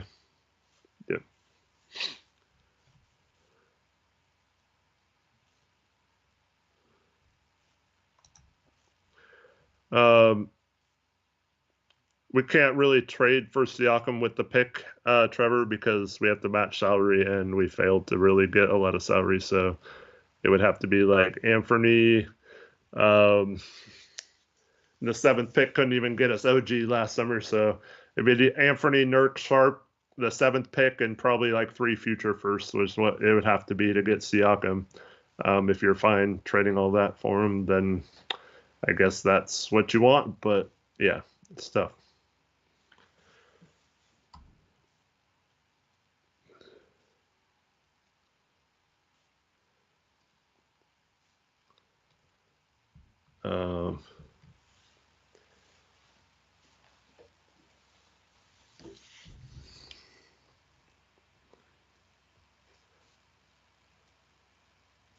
Yeah, I mean, the Raptors wouldn't accept 7 and Hart and a future for that's what they were asking. Hart 7 and a future first for OG last year. So I think any trade with Houston or with Toronto is just completely unrealistic. It's dumb. Freezing Cloud says, "How you doing, Eric?" I am good. Carter says, "Hey, Eric." I hear Tori unmute. Yeah. There we go. I forgot my webcam was turned around. All right. I'll have to go again a bit. Eric, we have to talk about something. Okay, first off, why you try to sneak in a Tankathon sim without me? The people want it. You're more lucky than me. I was not trying to prove anything. You're more than welcome to do one later. Just teasing you. You'll definitely get better than 7. Well, we'll do that later. Since I'm Mr. Negativity, okay, we got to talk about this, and I had a special request to bring this up on the post-game show. Did you see the new mascot? Ugh. That is a freaking furball that looks like it's on hard drugs. Yeah. It looks terrible. What is it, dude? What? It looks like you know what it looks like? It looks like they took one of those inflatables that go in front of gas stations or auto dealerships or whatever, and then like shortened it and slapped some fur on it. It looks like it's on some sort of drug, just big old eyes and creepy smile. Dude, it's scary. Like, why would kids like that? Actually, I kind of like it if it scares kids, you know. That's not cool. Get the Jack Link's Sasquatch or something, you know. Yeah. I don't get it, dude. What is with our mascots? We can't come up with a like a Bigfoot. How do you make a Bigfoot that's not scary? Because a Bigfoot would make a ton of sense as a mascot. After all, we're the trailblazers after the Oregon Trail, which was obviously a trail in the forest where you would potentially see Sasquatches if you believe in them. Okay? Right? So it's a perfect mascot, but there's no way to actually pull it off and make it look good. But also, I think there's probably a way to make it better than that because I don't know what the hell that abomination is, but it's disgusting. Yeah. 0-1 in the Douglas Fir era. They spend money on, like, they had to, plan this out, had committees and boards to, like, introduce this new mascot. I don't think they did. You think they spent money on this? If they spent money on this, then... Dude. That's scary. Just the cost of that suit alone is probably a lot of money, you know what I mean? But we can't get Dame a backup center. Like, I guarantee you they paid more than $500,000 to unveil this all. Dude, really? Dude, that stuff costs money, dude. You're going to have to ask your source how much they spent on the Douglas Fir mascot. You think I'm joking, dude. Like, that kind of stuff, like, is crazy expensive to have to pay someone to come up with that kind of stuff and to have, like, planning committees and to brainstorm an idea on a new mascot and stuff like that. Like, that definitely cost a lot of money. Like, maybe not $500,000, but it's definitely close to that. What if they didn't tell Jody and then that thing tonight just popped out of the tunnel right in front of her seat like, hi. And she had no clue what it was. Her first question definitely would be like, what is this? How much did we spend on it? Oh, about $500,000. I mean, why don't we freaking sign a real Sasquatch to be a backup center? It can't be worse than our normal center, right? Yeah, can we bring all the Bigfoot and Sasquatches out of hiding? Like, can we accept them into our society so we can use them as basketball players? And no, we did not get rid of Blaze. This is like our secondary mascot, I guess. Like, I don't know what they're doing. Dude, Blaze and Douglas Fir, you know what it reminds me of? What? Our center spot. Okay. Nurkic's Blaze, has some flaws, but like, okay, been here, got used to it, like, it's all right, right? And then you got Drew Eubanks, a.k.a. Douglas Fir, as the backup. Yeah. Kyle Wilson says brought to you by the same group that made the Washington Commanders statue of mannequin of Sean Taylor. That was so bad. Yeah. How have sports organizations gotten so bad at this? I don't know. You would think they would have gotten better. Well, that's another organization that paid millions of dollars to come up with Commanders as they're literally the commies. Yeah. At least we have a good team. See, when everything is bleak, at least we have a good team name and a good logo. The pinwheel is goated. Yes, the pinwheel is goated. In cool jerseys, at least the normal ones, the city ones are hit or miss, right? But, at least we got that. At least we're not the commies. Could be worse. Yeah.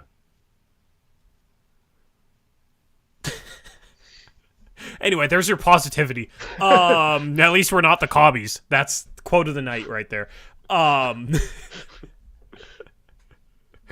what a stream. Anyway, let's do a Tankathon stream. I will have to dip here for a little bit. All right. Did you order some food? Yes, because I haven't eaten all day. Okay, What'd you get? Guess. Chat, guess. First person to guess correctly wins nothing except for brownie points, but those count for something, right? What's your guess, Eric? Buffalo Wild Wings. Okay. We got Panda at 11:08 at night. We got Chipotle. Do you guys have Panda Expresses and Chipotles that are open at 11:08 at night? Because if so, then... Okay, Murray, we get it. You guessed burrito. We got it. Taco Bell, Wendy's. Those are pretty much the only options. Of course the dude with weed in his name got it right. David Weed with I think Del Taco. Yes, David Weed. Congrats. Something that causes diarrhea, he said. Oh, well, that's just gross. RGV got Del Taco as well. Yes, I got Del Taco. Nice. Cool. Got two people that got it right. Chuck E. Cheese's, says Taylor Packer. Apple Beaks with an X instead of an S, says Feral Child. Hell no, I'm not DoorDashing any Applebee's. Del Taco's still open? Yes, till midnight. What's up? During the at least here in Oregon, I don't know if they did this elsewhere, but when you couldn't go to places like Chuck E. Cheese for a while back in 2020. Yeah. They actually called themselves something different and would deliver pizzas under a different name, where people didn't know it was Chuck E. Cheese. Could probably pass for a Little Caesars pizza. Yeah. Oh, that's funny. Actually, I was in the grocery store yesterday and they had frozen Chuck E. Cheese pizzas. I was like, what the heck? Why would you? What? Yeah, why would you settle for at-home Chuck E. Cheese pizza? Why would you just get a good frozen $3 pizza? I don't know. Like a Red Baron or something. Why would you get a Chuck E. Cheese pizza at the grocery store? Honestly, there needs to be a mental health or a mental just anything evaluation of any parent that buys that. Although there's probably those kids that are like, it has Chuck E. Cheese on it. I want it. Yeah, exactly. That's it. Freaking kids, man. Tony's Pizza's good, Alex. Yes. Okay, so I'm gonna do a Tankathon sim and see if we can do better. You already ran through the whole scenario, right? I listened to part of it. Yeah, we're tied for 6th with Indiana. Yep. So I'm gonna see if we can do better, and then I'm gonna eat my Chuck E. Cheese tacos.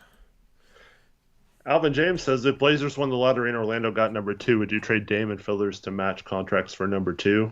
Have Wemby, Scoot, Ant, Sharp, and as your young core 4? No. Big no to trading Dame for anything ever. Okay. I'm keeping Dame because you might win a championship with him, Wemby, Ant, and Sharp instead of Scoot in that scenario. You finally have the chance to give Dame a second superstar, at least at some point in his career, and you're like, nope, we're trading you? Once you have that chance? No.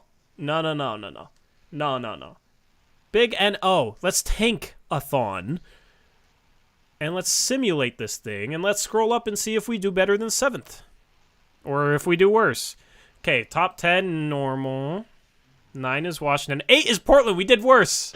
Oh, see, yeah, you're giving me crap, but look at that. Chicago got the number 1 pick. I mean, still, it Go doesn't Bulls. matter how bad we do. The first sim of the season, the Blazers were 11th. In the first sim of the season, they got first. Yeah. It was the most epic moment of this At least- season, sadly, because that's how the season has gone. At least the top 4 were all East teams. That's fine. Yeah. Anyway, goodbye. Oh, that was it? Okay. See ya. Enjoy your Del Taco. Yeah. All right. What do we want to talk about now, guys? We will definitely get the Chauncey interview right when Tori gets back from eating his Del Taco. That'll be next on the list. What do I think about Chauncey's coaching? It sucks. Yeah. I talked about this a lot on the solo stream I had after the Pelicans game. That the only thing I'm holding out hope for is that Chauncey just is kind of not coaching 100% because he realizes that it's better the long run for the organization if they lose, and also that he's kind of pouting because they didn't trade for anyone he wanted at the trade deadline. So that's the only thing I can hope is going on. But yeah, I don't really have any faith in him as a coach anymore. And unfortunately, I think he's still going to be the coach next year. Who do I take with the 44th pick? I mean, I would love if Deron Holmes fell to 44. I'm guessing he would not. Let me see who else I would like in that range. Oh, I just got to look at my notes here.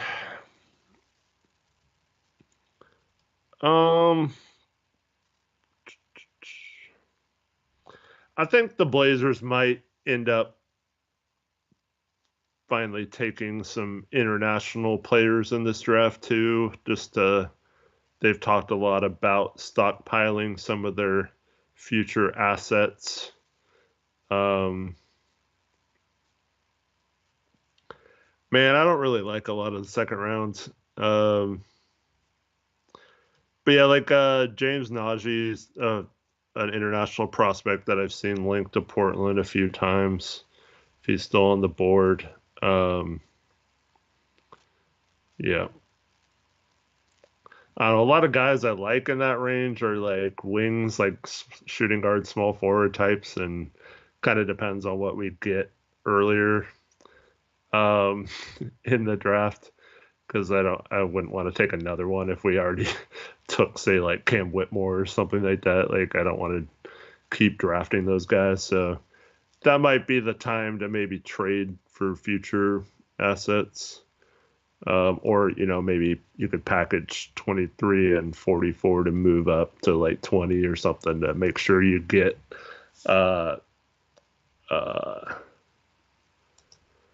make sure we get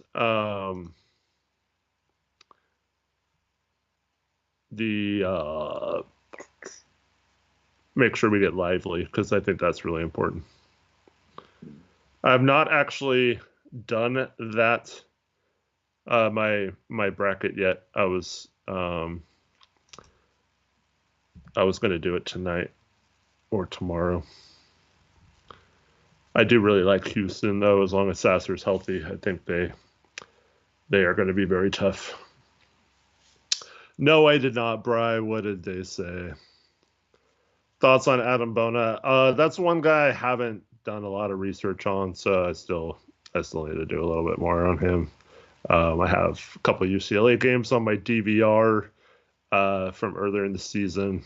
Now they don't have Jalen Clark either, so that'll be better because I can see all their guys in action. Sharp should do G League. No, he shouldn't, David, because we don't have a G League team, so he'd be going to another team's coaching staff and stuff, which would be dumb. Jackson, yes, you do. Pretty much anyone who's not looking at prospects yet, that's probably a good idea to start looking at it.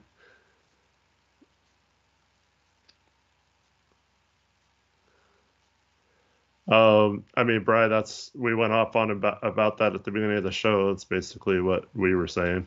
I mean, we were pretty harsh on it.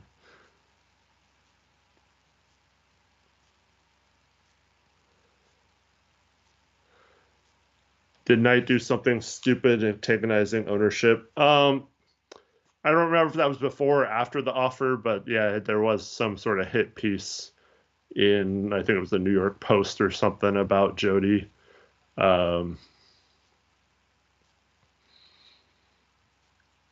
Is Taylor Hendricks a good on-ball defender or project to be one? I think he's good both on-ball and as a help defender. I think he's a really smart defender.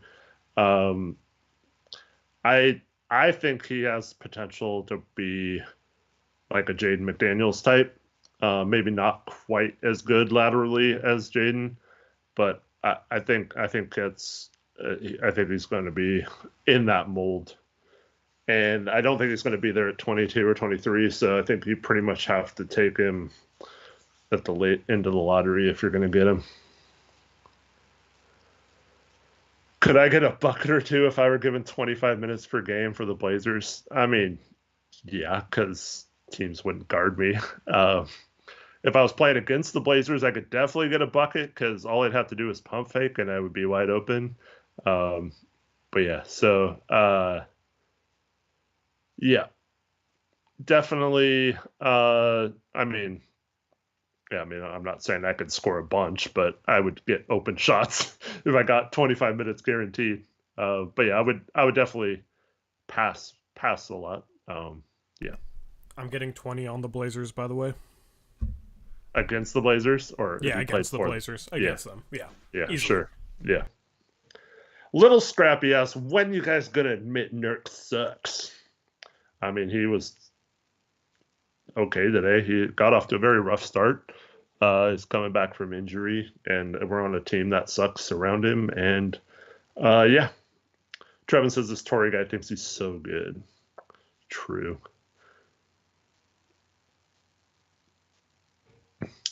Elliot asked if we were to fire Billups, which we won't, who would be your three choices to replace him? Thank you and have a great evening. I really like Jerry Stackhouse. Talked about this last stream. I just like the way he approaches coaching. I think he would be really good in the pros.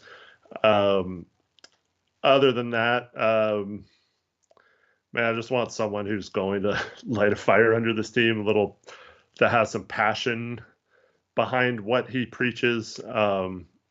So yeah, I would definitely look for a defensive-minded coach. I don't think they'd touch Ime, so no, that's not an option. D'Antoni, I don't think we need an offensive coach. I mean, we've proven that we don't need. As a guess, are we tanking then? Yeah, I mean, we've been tanking. We've been telling you that, man.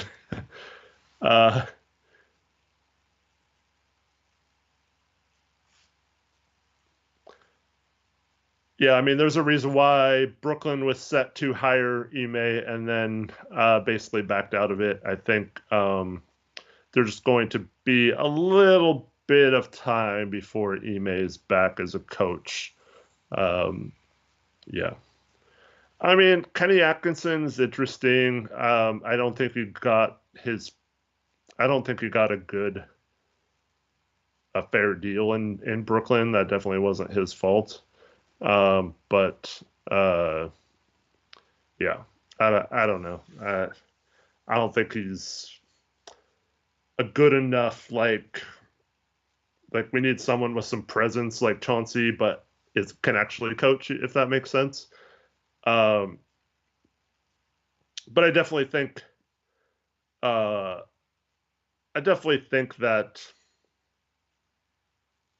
Chauncey's going to be back, unfortunately.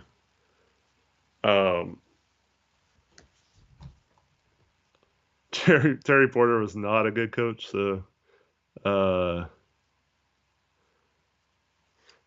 asked any concrete info that we are actually trying to lose. I mean, the fact that we won't sign any kind of competent backups, we made bad trades at the deadline, and we won't sign anyone in the buyout market. And apparently we told Dame or asked Dame to sit out before the New Orleans game. So that's the concrete info, I guess. Whether that's concrete enough for you or not, you can make your own decision. And we're not even good. Yeah, I mean, I think Damon Stoudemire would have been a fairly good option, but yeah, he just accepted that job with Georgia Tech. So, man, I just thought of someone. I can't remember who I was thinking of.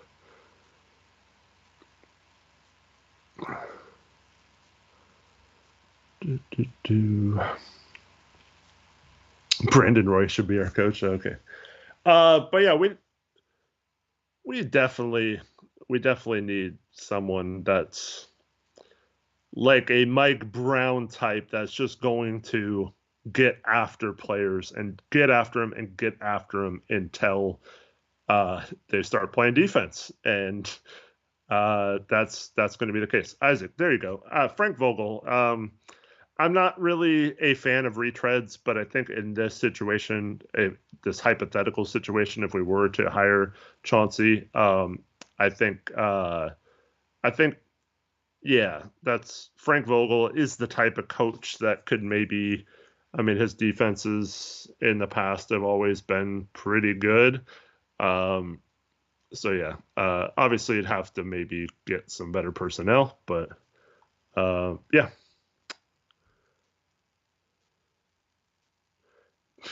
Becky Hammond.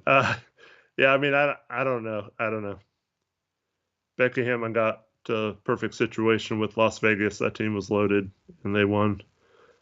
Happy for her. Cam Reddish Fan Club says, respect Cam Reddish, the future power forward and resurrection masterclass. Let Jeremy Walk get the Detroit stat pattern out. And Reddish season, I think you guys owe Cam Reddish an apology. Okay, cool.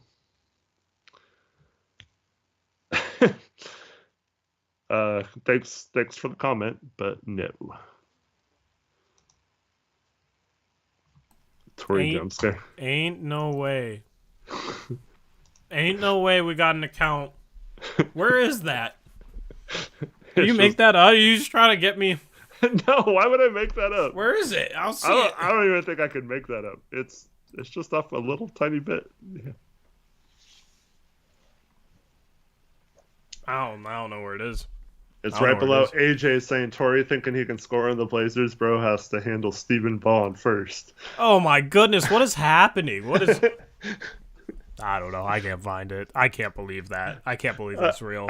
I do love that you think you are the underdog against Stephen Bond, but that you could put up 20 in the NBA. Yeah, Stephen would put up 30 against the Blazers. Let's be real.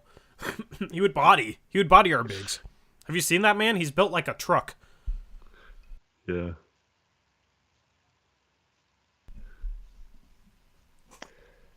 See, there you go. Cam Reddish is so much younger. He can be our next big-time four. Oh, God, it's there. He doesn't even have a picture of Cam Reddish as his avatar. What is wrong with you? Yeah, I just made the account, so. Come on, where's your Cam Reddish picture? Yeah, at least pull off the act. Like put a circle that fits, a heart that fits in the circle, and have Cam Reddish's face right in the middle.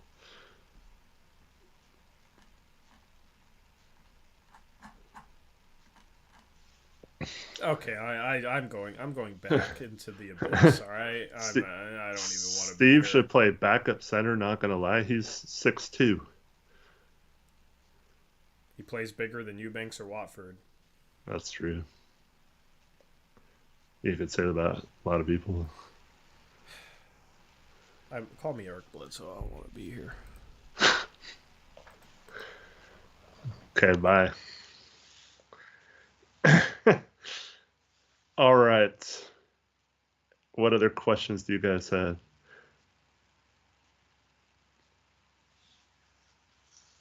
Yeah, Eubanks does bat the ball a lot when he could just grab it. Yeah, Torrey should have said GP2. That would have been more appropriate.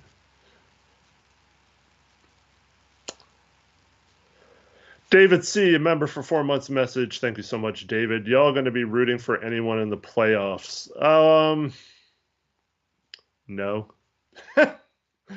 No, I hate everyone except for the Blazers. Yeah, I like. I don't know. The Kings are a fun story, but they're also getting kind of annoying with the light the beams. Yep. Definitely not Memphis. It's easy to say who we're rooting against than who we're rooting for. Yeah, I'm rooting against everyone. I will say this: it would be cool to see Cleveland. Oh yeah, Cleveland. I have no bones with Cleveland. It would actually be cool to see the Knicks, but mostly because Josh Hart's on their team. Mm-hmm. In the West, the thing is, I liked Memphis until recently, and now I can't stand them. Yeah. Now I can't stand them. Screw them. I thought there was a team in the West that I'm blanking on. Pels? No. I don't like any teams in the West, man. Like, Suns. not the like. I'm rooting against the Warriors, of course, and I'm rooting against the. I'm just rooting against the Warriors and the Lakers. Yeah. That's about it. All the other teams are pretty even.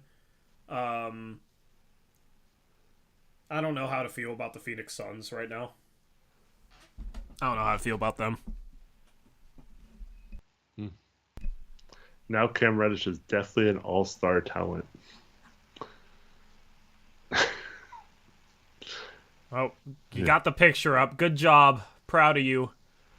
Where's the little heart, though? Come on. He bullied an image. I don't want the Kings to be good, because then that means... What does that mean? Who's the Kings then? It might be us! Do you know what I heard? What? This, blows my mind that it's true. The only time the Kings have ever made the playoffs since moving to Sacramento has been when Rick Adelman was their coach. That's crazy. They've never gone with any other coach. I don't know. There's something about it. And I think it's like, if the Kings managed to somehow win a championship, it would piss me off. Like, look how bad they've been. Their roster's not even that good, and they can manage to win a freaking championship, and you guys got Damian Lillard, and you can't manage to do anything? Mm-hmm. Like, it would legitimately piss me off. Like, nothing to do with the Kings and everything to do with the Blazers' own incompetency, but them having playoff success is just going to be like, dude... They make a big Sabonis trade. That was someone that the Blazers really wanted last year, and then couldn't get it done. Of course, just like every trade, they can't just get it done, you know? Yeah, Sabonis didn't make much sense for us, but... Right, but... He's been phenomenal. I don't know. Yeah.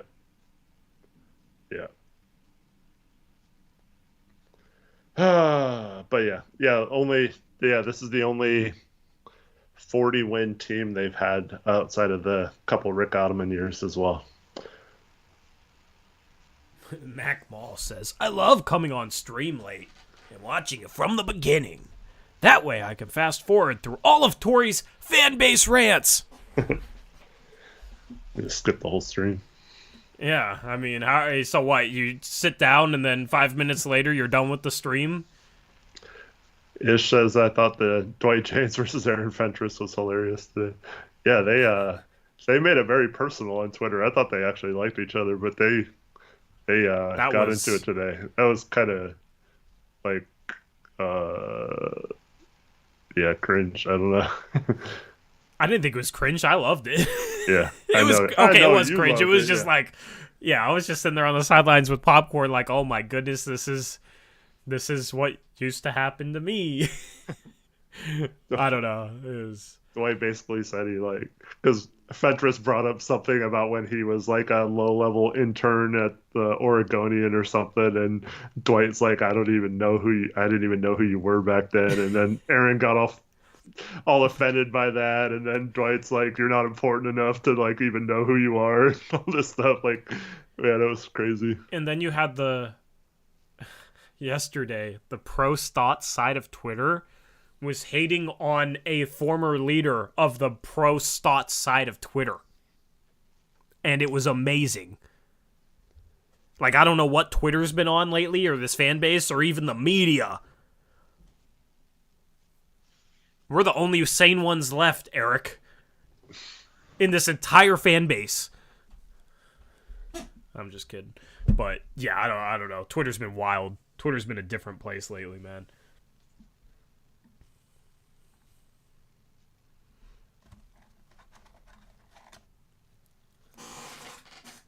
Blazers Twitter eating itself. Yeah. I love the people who try to tell us that coaching doesn't matter and it's not that important. They're now saying the reason why they suck is coaching, and not because their beloved Joe Cronin can't even figure out a legit center to play, because all those same people hate Nurkic and stuff. So it's like, Cronin's the one who re-signed him. He's the one who couldn't get a better backup or anything. Yeah. Yeah, you know what's hilarious about it? And Mac Mall, you can skip this, by the way. I'm just trying to help you out. Is like that segment, the pro stats segment of the fan base, okay, has splintered off into people that say like coaching doesn't matter and still say that with Chauncey, and people that hate Chauncey. But what's funny about it is Chauncey's coaching the exact same way Terry Stotts did. So all the people that have splintered off and are now criticizing Chauncey, it's like all the same stuff that was said about Terry Stotts that they used to argue against.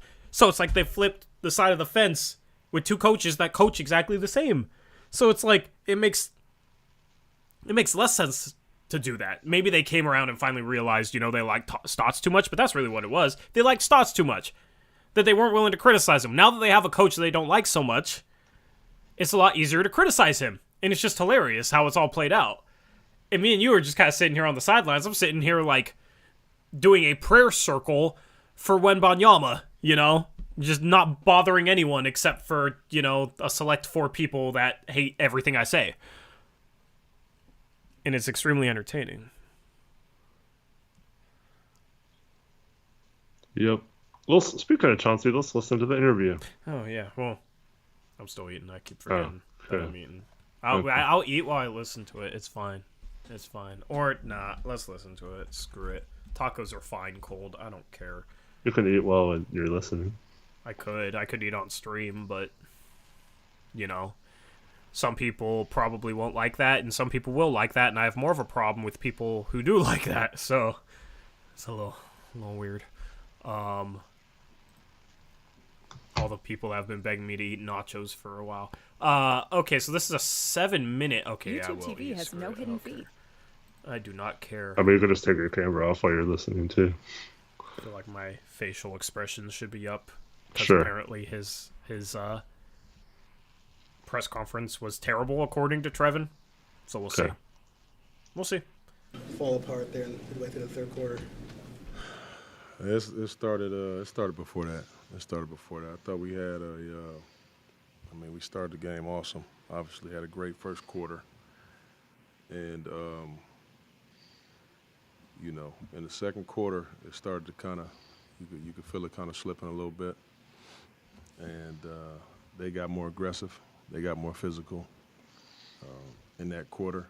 And I feel like we kind of caved in a little bit to their aggressive pressure. They started putting their head down, going to the basket, because the biggest difference was in the first quarter, we played solid defense, was able to collect the rebound, and we was off to the races. And we scored a lot in transition. Second quarter, they put their head down, they got on the free throw line.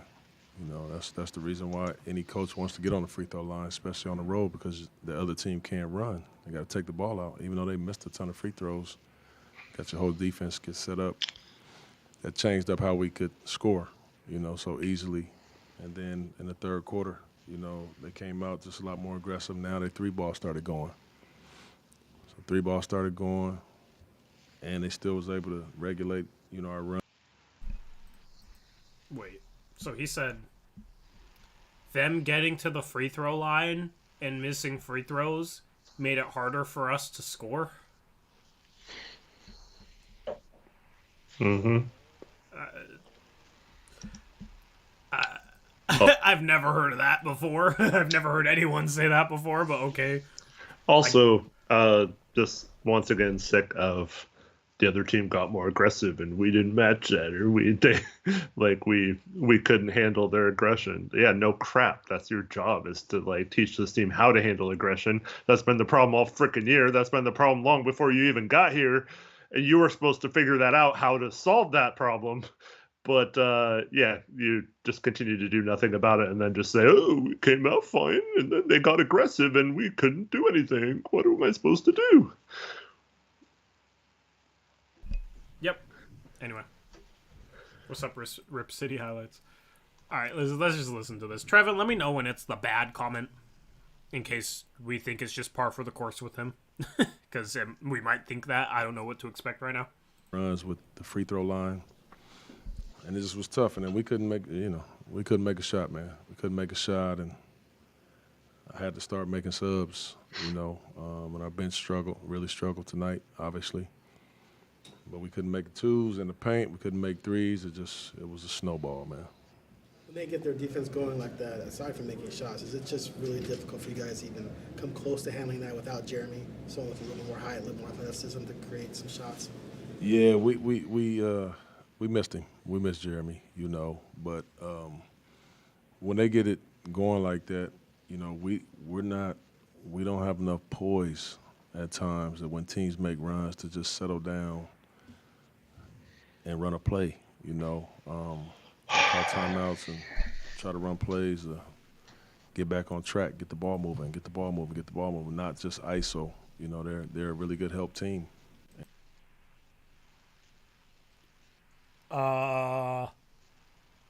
Did I hear what I think he said? We don't have enough poise? To run a play? To run a play. To call a set and run a set. We don't have... What? It's literally what you're paid to do, is to get them in a position and prepare them to handle those situations. Wait. So we don't have enough... You call a play then. You're making it sound like the players have to call the plays and they're just deciding not to. Tori, you call a freaking play from the sideline. You can't, because 20%. The players only know 20% of the playbook, so. I mean, then just keep using that excuse then, if that's true, But you ain't using that excuse anymore. Even though that play I was talking about earlier was Thibault was the one who set the back screen for Dame to get open in the corner. A very smart play and cool play, but yeah. So who's not poised enough to run a play? Dame? Or was he talking about the bench unit? I'm very confused. Yeah, if it's the bench unit, yeah, but you call a freaking play. Because Dame... I feel like he can't be talking about Dame. I'm very confused. Trevin, was that the comment? Is Trevin even here? Trevin, you're the one who told us to watch it. I didn't watch it. I just heard one quote. Was that the quote? Are we getting worse than this somehow? No. It's not. No? Oh, my God. Oh, no. All right. And they're good one-on-one defense. He's tanking. Team. There's no other explanation. They're not gonna let you. He can't be this bad. Yeah, he can't be. He can't be. Let's just dive back into this. I don't even know what to call this. I have no words. Try to run plays, get back on track, get the ball moving. I'm gonna replay this entire quote though, because I really want to hear it back. At times, that when teams make runs to just settle down and run a play, I call timeouts and try to run plays, get back on track, get the ball moving, not just ISO. They're a really good help team, and they're a good one-on-one defensive team. So they're not going to let you just beat them that way, And, man, we come out, we get it moving for one or two possessions, and then we revert back, and plays right into their hands. Chauncey, why do you think it is that you guys, are able to game plan and, build these big leads and then can't, sustain them? Yeah, I mean, it's been kind of tough for me to put my finger on. I think the biggest thing is we don't focus for long enough, And another thing that disappoints me about us is when we get these leads, we don't play the same way when you get the lead. Sometimes you get the lead and you let your guard down. now team starts to go and they get momentum, and it's tough for us to really kind of stop them, So it's a couple different layers to it. I mean, that part's... But it's very... I'm gonna pause it. That part's not wrong. They don't play the same way that they do getting leads. But that's, once again, his job. It comes... Yeah. I don't think he's 100% to blame for that, but I think he's mainly to blame for that. He doesn't do a good job of... Like, he says they lose focus. It's his job to keep them focused. It's his job to call a timeout and get them focused. Like, he's basically just throwing players under the bus. Mm-hmm. And it's like, to some extent, yeah, like, we've seen these players, like, mentally fold in ways that you can't completely excuse them of blame. Like, we've seen these guys have stretches in fourth quarters where it's just boneheaded play, and it's like them being mentally soft. So I don't think it 100% should go to him, but oh man, like, go ahead. People are saying to keep listening. Oh boy! All right, sorry. All right, let's do it. Oh my goodness. Very disappointing, and it's deflating, at times. You get these leads and you're playing so good. Because one thing I don't like on my team or any other team, I don't like front running. I don't like that at all, because sometimes you're going to jump out there and have a good quarter or two, and then, like any NBA game, teams are going to make a run, and if we can't keep the same energy that we had when we were so you'd rather running, not have a lead? then that's a bad quality, I want to listen. I want to listen to the rest of the sentence, and then we can talk about that. Yeah. For a team, and it's happened to us too many times this year, but we just don't have the resolve that we need when teams fight back. You think so? Yeah. So don't like front running. Teams are going to make a run, and then what do you say? You have to be able to withstand that. Yeah, something like that. I mean, yeah, teams are going to make a run. Yes, you have to be able to withstand that. What do you mean by you don't like front running? You don't like getting off to big leads? Yeah, like, what? You'd rather be losing and then have to come back from 16 down in this case instead of... What do you mean you don't like front... I like front running if you stay in the front, in front of the team after they make their run, right? Like, they're going to make their runs. Well... Usually they make their runs because they're starting to do something right and you're starting to do something wrong. So then when they start to make their runs, take a timeout and fix it so you keep the lead that you spent the first half building, and then you can win the freaking basketball game. Oh, good. There's a follow-up. But before I say that, I just want to point out, after not, I haven't heard this yet, but to me, this has been a problem all year with Chauncey, where they do something well, it works, and then they just, for 10, 15, 20, 60, 70 games, they think that same thing that worked for the first quarter against, the Brooklyn Nets is going to also work in game 60 against whatever team we're playing. And that's adjustments. That's coaching. That's when the other team starts doing something different to counter why you got off to a good front-running start. That's when you need to then change what you're doing to counter what they changed to do to match you. And if you can't do that, you're a crap-ass coach. It's adjustments. It's a game of adjustments. Yep. Teams adjust. Yep. You adjust. Teams adjust to take away what's working for you, so you have to pivot to something else sometimes. And, but if you don't even have the poise to run a freaking play, then I don't even know how you do anything. Mm-hmm. Come on, man. That's the problem we had with the last coach, is he didn't know how to adjust. Yeah. And Barking Box 1 month member message. Thank you, and Barking Box. Good to see you around again. I wonder if he's losing the locker room. I didn't think he would, but I don't know. I'm starting to question. He's probably losing certain guys in the locker room. Shane Sharp's one of them. Anyway. Trevin, I don't know what's going on with that. They changed moderation settings. I don't know. It's saying error for me, too. I can't do anything. That's strange. I don't even see hidden comments at all. I don't think I've seen a single hidden comment this entire stream, so I don't know what's going on. I'll have to There's a mess with the bunch of them, and I settings. can't do anything. Strange. Hold on. Type a comment in chat. Oh, it won't even let me add... No, don't worry about it. It won't even let me add Trevin as a managing moderator. They instituted, like, some different moderation levels, and it's probably just glitched.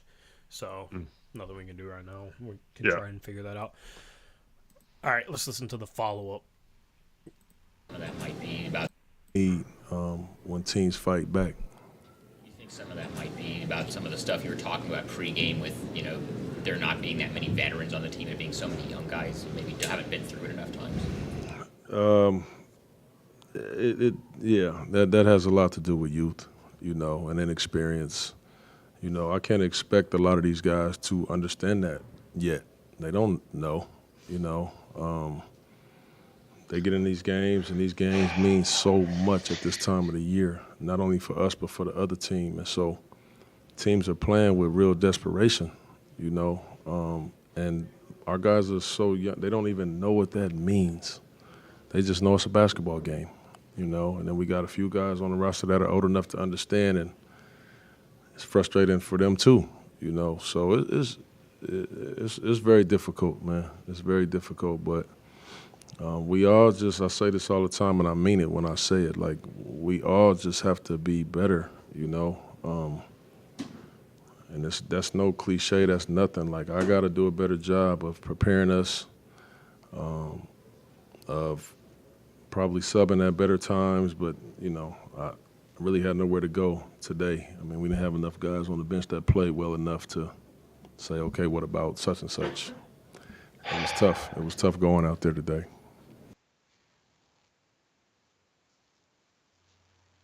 Oh, boy. So... Is that the end? No. Okay. You want to listen to the rest of it through? You want to No, talk about that? go ahead. Like, we're No. getting so much juicy... I was just wondering if that was the end or not. Yeah. No, Okay. no. There's still another minute and a half. All right. You guys are 3 games back of 10th now. Are you worried that the team might lose its fight, or is there enough time to fix the things you were just talking about? I'm not worried about our team losing their fight. Yeah, That's I've not lost been faith our in issue. Chauncey.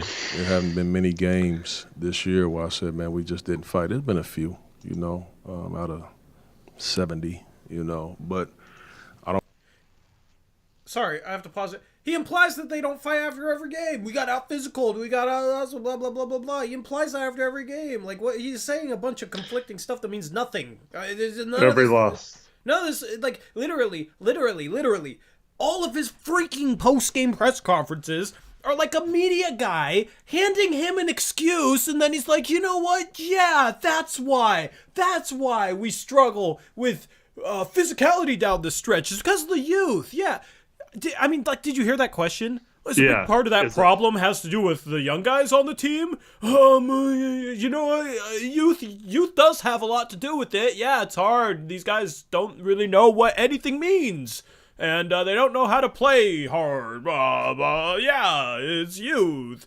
They don't know how to play with desperation. But we fight though. What? It doesn't make any sense. Like, if you actually pay attention to what he's saying, none of it makes any sense. It's driving me crazy.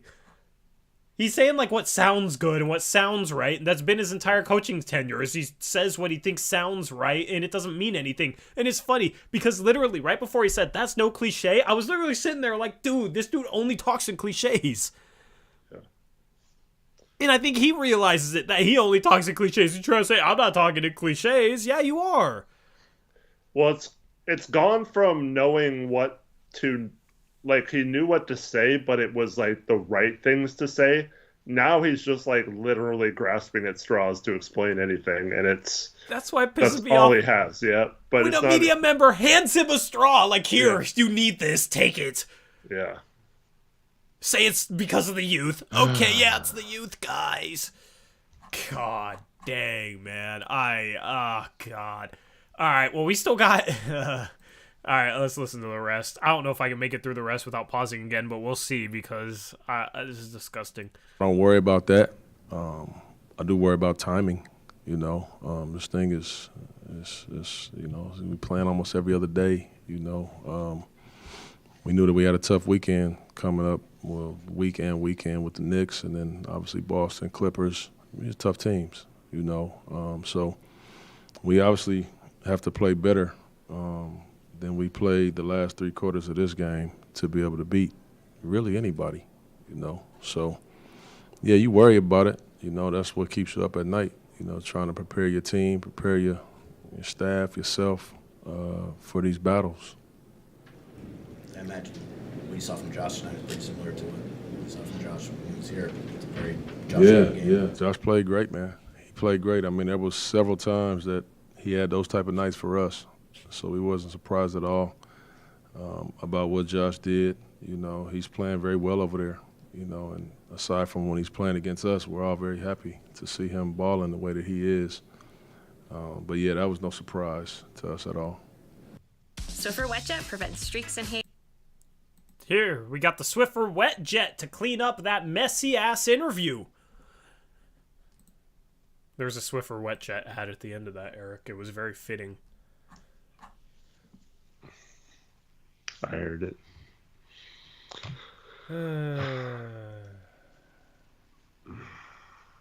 Hart looked like he didn't like Ant. What? Oh, God. We're back to trying to dissect Josh Hart's body language, Eric. You remember that? Just stop, man. You say a bunch of ridiculous stuff and you try to get attention. Just stop, man. What? Yeah. Face language? Bro, just stop. Just stop. What? Stop. Stop. Just stop. Just stop. Can we not... I don't... Eric, I don't have words. Can we just not try and dissect players' facial expressions and body language and extrapolate it out to mean ridiculous things? Like, they're opponents now, too. It has nothing to do with him not liking... Why would Josh Hart not like Ant? Ant's like the quietest, most humble, chill person ever. Why would Josh Hart not like Ant? It doesn't even make any sense. What? They're competing against each other. Josh Hart's a competitor. Why would Hart ever not like it? Yeah, what are you talking about? Oh, God, Eric. Maybe because Hart wanted to be the shooting guard. Just stop. Okay, we're done. We're done with this conversation because I do not have the mental energy to handle this conversation 2 hours and 15 minutes into a stream. Okay, I can't handle this conversation at this point. Eric, Chauncey, off the rails. I don't get it. Mm-hmm. The puppy wanted to say hi. Your puppy? Nice. My dog. So I had a tweet. All right, let's just talk Twitter. This is already off the rails. This is the type of stuff I deal with. If you hate Twitter talk, you can fast forward or mute for 30 seconds, dude. So the guy that was going off. Go ahead. I'll be right back. I think she needs to go to the bathroom. All right, yeah, take care of your dog. I'm gonna rant about Twitter for a second because why not? There was just a comment going off on me for being negative, and I was like, I was more optimistic than 90% of the fan base for more than half the season, so kindly F off. Which was the truth. And this dude has just been on my ass constantly, being insulting. So I told him, F off, right? But I have been more optimistic than 9% of this fan base. I just got a comment that says, "Nah, fan." I think he meant fam. I'm not sure. Said, "Nah, fan, you are and have been negative on pretty much all your streams."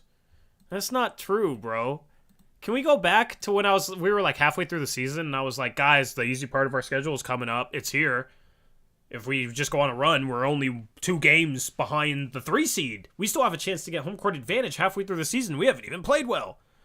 I was very optimistic with the 10-4 start, obviously, but even halfway through the season, I was sitting here like, our schedule is easy the rest of the way, up until this point. Our schedule is easy the rest of the way. We're only 2 games back of, of the 3 seed, of the 4 seed. We still have a legitimate chance. This team has shown that they're capable. If they just turn it around, we can get home court advantage. I friggin' talked about that for half the season, more than half the season. And then finally, it got to the point where this team has proven that they are completely incompetent, and part of that is the coach. Taylor Packer says, yeah, I remember you were getting irritated a bit because the chat was too negative for you. I mean, yeah, but, it was fine. Drew said, Tori, even after losing twice to OKC, you literally said we can go on a run when we come back home. Yep. But apparently I've been negative on all my streams, guys. I mean, this is just the stuff that people invent just to talk trash. So, it's just part of having this YouTube channel, obviously. It's just man, people just make stuff up and it's crazy. It's crazy. Anyway, Eric's gone. Taking care of doggy duties. Get it off my chest. I mean, honestly, it doesn't even it probably seems like it bothers me more than it actually does. I actually troll them so that they will say stuff to me. But it's just insane how people make stuff up. Man, I've been positive for half the season. I was probably too positive. I've been more right when I'm negative. Unfortunately, that's the product of being a Blazer fan.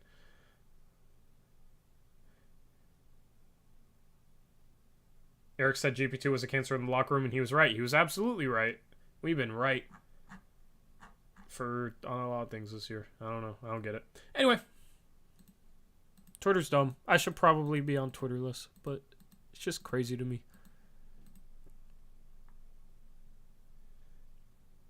Okay, Mac Mall, you can stop fast forwarding.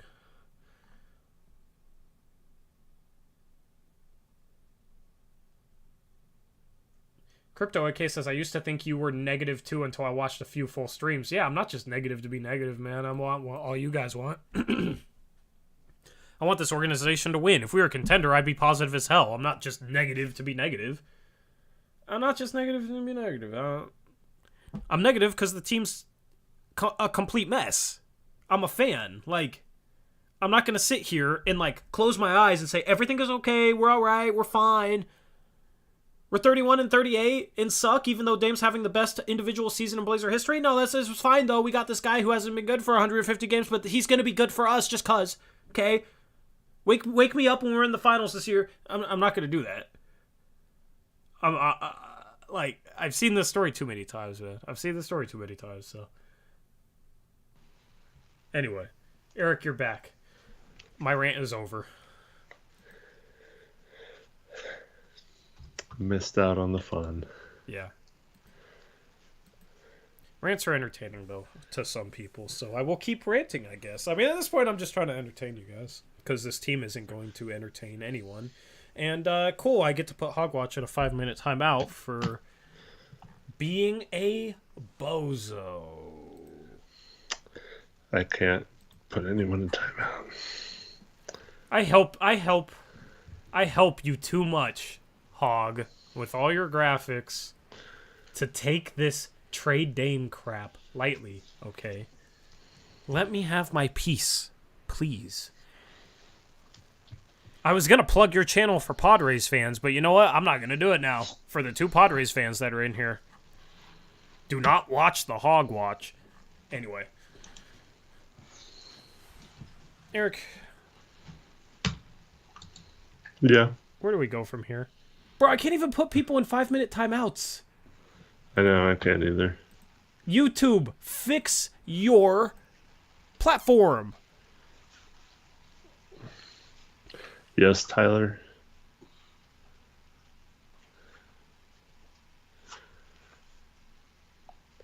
Trevin sent something in Discord.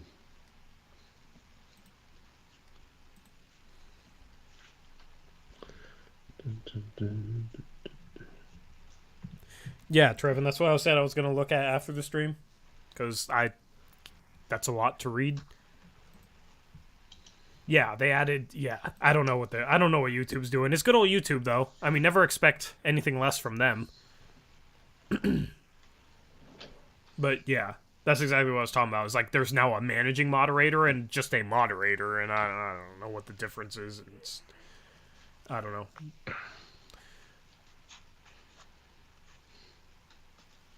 Anyway, March Madness starts Thursday. Eric, Let's go. Do you want to talk a little bit about that to wrap up the stream? No, not yet. Maybe you can show me after the stream how to do that. Record a video with the... Yeah, I can do that. You can have your bracket picks.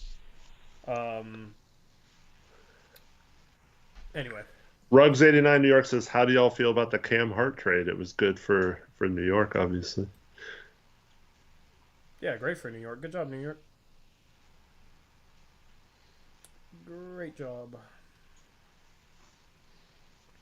Trevin, I don't even want to sort that out until after the stream, man. I just don't even want to think about whatever the hell that is. I don't know. It's YouTube. I don't get it. Madness is better than sadness. I agree. That's the motto I live by for my entire life, yes. No, I'm just kidding. But yeah, I'll try and set Eric up with a bracket video to be able to record a bracket video filling out his bracket. Because I already dropped one of those, so if you guys want to check that out, feel free. If you want in our $20 bracket pool, you can DM me or message me. If you want in our free bracket pool, go to Blazers Uprise Twitter page or go to Discord. I will also copy the link and put it in the description box below. Because the link is too long to put in the YouTube chat. So I need to put it in the description. I'll put it in the description. So if you're watching this back after the fact, you can join our free bracket pool. If you were in it last year, you're already in the pool. You just got to fill out a bracket associated with it. It's on cbssports.com because it's a better way to set up brackets. Okay, I need to go to Blazers Uprise Twitter. The $20 buy-in has cash prizes. Yeah, all the money is given out to first, second, and third. Just split up. Yeah, it's not just giving me $20 for free. Like, you guys could donate if you want to do that. It doesn't even make any sense. So this is our free pool. It's in the description box below, and I'll also post it in the Discord. If you're not in our Discord, click the link and join our Discord. Also join the members club if you want your name to be green. I agree, Cody. And yeah.